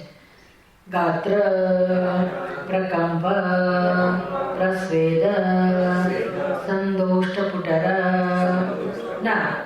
સંદોષ્ટપુટ રક્તનેત્ર આદિલિંગ ક્રોધોદ્ભવો વેગ. તમારા અંતઃકરણમાં હવે જે પ્રક્ષોભ ઉત્પન્ન થાય અને જે ચિહ્નો પ્રગટ થાય કેવા હોય? ગાત્ર પ્રકંપ, તમારું શરીર ધ્રુજવા માંડે, શરીર ધ્રુજે. પછી પરસેવે રેબઝેબ થઈ જાવ. પછી સંદષ્ટ ઔષ્ઠ, બંને હોઠ તમે ચાવો, હોઠ ચાવવાનું શરૂ થઈ જાય, અને આંખો તમારી લાલ થઈ જાય, આખું શરીર ધ્રુજે, પરસેવે રેબઝેબ થઈ જાવ, આમ હોઠ તમે દબાવો અને આંખોમાં લાલાશ આવી જાય. આ બધું કોના ચિહ્નો? આ લિંગ, એને શું કહે? ક્રોધોદ્ભવો વેગ. જ્યારે ક્રોધ જન્મે ત્યારે આ બધા ચિહ્નો આપણા ચહેરા ઉપર સ્પષ્ટ હોય છે. આવું થાય, કોઈક આપણને અકળાવે કે આપણે અકળાઈ જઈએ ત્યારે આપણું શરીર ધ્રુજવા માંડે, અચાનક જ આપણે આમ બેલેન્સ આપણું જવા માંડે, આંખો લાલ થઈ જાય, એવો ગુસ્સો આવે, આમ બોલતા પેલા બોલી ના શકતા હોય તો હોઠ દબાવતા હોઈએ, આંખો લાલ થઈ જાય, આ બધી વિકૃતિ, આ પ્રકારના આવેગો જન્મે અને બધાને આનો અનુભવ હોય, કોઈ આમાંથી મુક્ત ના હોય. કામના વેગના ચિહ્નોને બધા ઓળખે અને ક્રોધના વેગના ચિહ્નોને પણ બધા ઓળખે. શંકરાચાર્યજીએ ન ખબર પડતી તો ખબર પડે એટલા માટે નિરૂપણ કર્યું કે આને કામનો વેગ કહેવાય અને આને ક્રોધનો વેગ કહેવાય. આખું જગત જાણે બધા એનો ભોગ બનેલા અને એમાંથી વ્યવહાર જન્મે. એટલે પરસ્પર સંઘર્ષ, ઝઘડા, અશાંતિ ચાલે છે આખી જિંદગી, ચાલે આખી જિંદગી. તમ કામ ક્રોધોદ્ભવમ વેગમ યહ ઉત્સહતે પ્રસહતે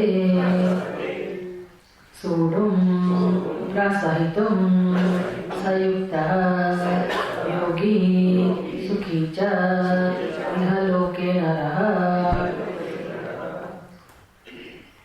આ બધું રોજ થતું હોય છે, રોજ. આ તો ટીવીનું દૃષ્ટાંત આપ્યું. પહેલાના જમાનામાં નું દૃષ્ટાંત આપવું હોય તો સીતાજી વનમાં ગયેલા છે,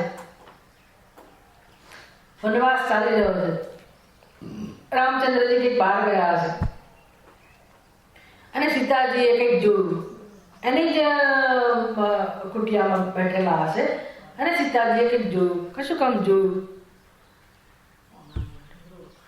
આવું હોય, વળી આમ જોયું, આમ જતા જોયું, વળી આમ જતા જોયું, દૃશ્ય શેનું? સોનાનો. જે એનો પ્રભાવ હશે સોના નારાયણનો, કે એને આમ બસ હરતું ફરતું જોયું, આટલું સુંદર હરણ, આટલું સુંદર હરણ. પછી કોઈ દિવસ સોનાનું હરણ હોય કે ના હોય એવો વિચાર જ નહીં, એટલે બુદ્ધિને જ કામ નથી.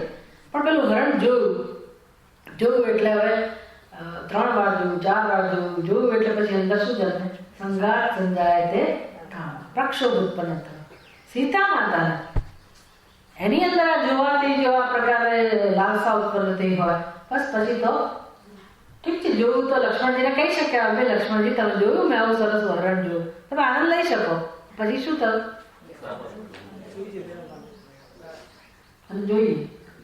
જોઈએ એટલે તમે લઈ આવો એટલે પછી લક્ષ્મણજી ગમે તેટલી ના પાડે કે મને રામચંદ્રજી કામ સોંપી, જવાબદારી સોંપીને ગયા કે તમને છોડીને ક્યાંય જવા નથી.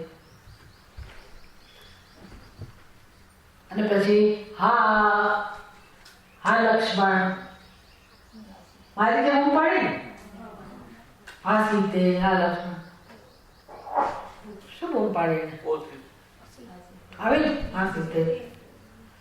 અને લક્ષ્મણજીને પછી સીતાજી કહે કે જાઓ. બધી આખી જે રામાયણ શરૂ થઈ. પછી તો ન કહેવાના વચનો પણ લક્ષ્મણજીને કહેવાય, તમે કેમ નથી જતા એ હું જાણું છું, આમ તેમ, તમે જાઓ. અને છેવટે શું થયું? રાવણને ફાયદો થઈ ગયો. એટલે એનું આ પ્રકારનું પતન થવાનું કારણ કોણ છે જોવા જાવ તો? પણ એ જાણતો હશે ને મારે કે આવું કરી શકાય. એટલે સીતાજીને જો આકર્ષી શકાય તો બીજા જંતુનું તો શું પૂછવું, માણસોનું તો શું પૂછવું? એના જગતે બધી વસ્તુઓ આકર્ષી શકે. આ જ વાસ્તવિકતા છે, આ જ સત્ય છે. એટલે પતન કરનારી વસ્તુ અહીંથી જ શરૂ થાય છે. એટલે ક્યાં કામ કરવા જેવું છે? પોતાના અંતઃકરણમાં. તમ કામ ક્રોધોદ્ભવ વેગમ યહ ઉત્સાહતે પ્રસહતે. જે માણસ આ કામ અને ક્રોધના વેગની સાથે કામ લઈ શકે છે, ધીરજપૂર્વક. તમારે એના માટે જન્મો જોઈએ, યોજના જોઈએ. અને ગૃહસ્થ આશ્રમ એના માટેની ઉત્તમ યોજના છે, ઉત્તમ યોજના. કારણ કે તમને એમ કે ભોગ મળી જ જવાના, સુખ મળી જ જવાનું, તમે જંપ લાવો અને પછી ખબર પડે કઈ તો દુઃખ છે. તો એ તો શાસ્ત્રને ખબર હતી કે દુઃખ જ હોય, તો પછી કેમ એને છૂટ આપી ગૃહસ્થ આશ્રમ? કારણ કે તમારે સુખ જોઈએ છે, વિશ્વનું સુખ જોઈએ છે, તો માનવાના તો છો જ નહીં. એટલે પછી વ્યવસ્થા આપી કે તમે આ વ્યવસ્થામાં જાઓ, આ પ્રકારે જીવન જીવો અને એમ કરતા કરતા તમારી ઈચ્છાને પૂરી કરો. અને તમે એવું માનો છો કે ઈચ્છા પૂરી થશે, સુખી થઈશું, તો આ વ્યવસ્થા, શાસ્ત્ર માને છે કે આ વ્યવસ્થા હોય તો જ માણસનો વિકાસ થશે ધીરે ધીરે. એટલે હવે સુખ તો નથી જ મળતું ગૃહસ્થ આશ્રમમાંથી કે લોકો પાસેથી કે સંબંધોમાંથી કે વિષયોમાંથી સુખ નથી જ મળતું. શાસ્ત્ર જાણે છે. તમે ખોટા રસ્તે આપણને ના ચડાવે. પણ કેમ કહું? કારણ કે એના આવેગો એટલા બધા મજબૂત છે કે કેમ એમાંથી બહાર નીકળવું. એટલે વ્યવસ્થા આપી અને તમારી બુદ્ધિ ધીરે ધીરે ધીરે ધીરે કેળવાય કે ભાઈ હા ઠીક છે, સુખ મળ્યું લાગે છે પણ ખરેખર સુખ મળ્યું નથી. સુખ કરતા વધારે શું મળ્યું છે? દુઃખ. અને જ્યારે ચિંતન કરવા માટે તમે તૈયાર થાવ પછી સમજાય કે વાત તો સાચી છે. એટલે પછીના જે 2 વર્ષ છે એમાં તમે આ કામ કરતા કરતા નવા જન્મ માટે તૈયાર થાવ, જેથી પેલા વેગ ધીરે ધીરે ઓછા થાય. એની બદલે આપણી વ્યાખ્યા બદલાઈ ગઈ. હવે એક જ આશ્રમ રહ્યો, એક જ બે વાનપ્રસ્થ આશ્રમ જતા રહ્યો અને સંન્યાસ આશ્રમ ગૃહસ્થ આશ્રમ ચાલે ત્યાં સુધી પણ એમ જ કે તો પહેલી વાર લગ્ન કર્યા, બીજી વાર લગ્ન કર્યા, ચોથી વાર 90 વર્ષે પરણે લોકો. એક જ આશ્રમ. ક્યાં આમાંથી બહાર નીકળવાનો ક્યાં રસ્તો? સમજાય ને? એટલે કહે છે કે જે વ્યક્તિ આ બધું સમજે છે, આ પરિસ્થિતિને સમજે છે, એમાંથી બહાર આવવા માટે જે બુદ્ધિપૂર્વક પોતાના જીવનનો ઉપયોગ કરે છે. ભગવાન બુદ્ધિપૂર્વક એટલે સમજવાનું, આપણે એકલા આ કામ ન કરી શકીએ. અને સુખનો ઉપભોગ એટલે ખાલી આ વિષયનો ઉપભોગ એ નહીં સમજવાનો, જે કંઈ આપણા મનમાં ચિંતા, આસક્તિ, જેના સંદર્ભમાં બધું સમજી લેવાનું, બધું. અને એમાંથી જે પ્રાપ્ત થાય છે બધું આનું પરિણામ છે. એટલે આ બધામાંથી મુક્ત થવું એ જ જીવનનું ધ્યેય હોય. એના માટે ભગવાનની શરણાગતિ જોઈએ, એના માટે વિચાર જોઈએ જીવનમાં. અને તમે જડતાની જેમ યાંત્રિક રીતે જીવન જીવો તો ન ચાલે, ન ચાલે. બધી વ્યવસ્થા છે ને, લગ્નમાં જવું ને મહેમાનો આવ્યા ને ફલાણું, આ બધું આ જ કહેવાય. તમને એમ કે એમાં શું ખોટું છે, પણ તમે કોને મજબૂત કરો છો સમજી લેવા. કઈ વસ્તુને વધારે મજબૂત કરો એ તમે સાધક કઈ ઉંમરમાં બનશો, કઈ ઉંમરમાં સાધક તો તમે હજી એમ જ માનતા હો અમારે આ વ્યવહાર કરવો જ પડે, તો પછી આને એને કોઈ સંબંધ જ નથી. આ તો બધું વેદાંતમાં ચાલે છે, બાકી કોઈ જગ્યાએ આવું ના ચાલે. તમે પેલા બ્રહ્માકુમારીમાં જાઓ કે સ્વામિનારાયણ, બધે કડક નિયમો છે. વેદાંતમાં બધું ચાલે, કોઈ કહેવાનું ના હોય ને કે બધા કે ચાલે, એમાં શું? જ્ઞાનથી જાણે બધું પતી જાય. અને પણ તમારે આ ઉંમરમાં નહીં કરો તો ક્યારે કેળો છો? ક્યારે સાધક તરીકેના ગુણો આવે આપણી અંદર? એટલે તમારે પોતાને જ આ બધી વ્યવસ્થા સમજવી જોઈએ કે બુદ્ધિપૂર્વક જીવન એટલે શું? આ બધામાંથી કેવી રીતે ધીરે ધીરે ઉપર ઉઠવું, નહીં ત્યારે આવેગોમાંથી મુક્ત નહીં થવાય. ઓમ પૂર્ણમદ પૂર્ણમિદં પૂર્ણાત પૂર્ણમુદચ્યતે પૂર્ણસ્ય પૂર્ણમાદાય પૂર્ણમેવાવશિષ્યતે. ઓમ શાંતિ શાંતિ શાંતિ. હરિ ઓમ. શ્રી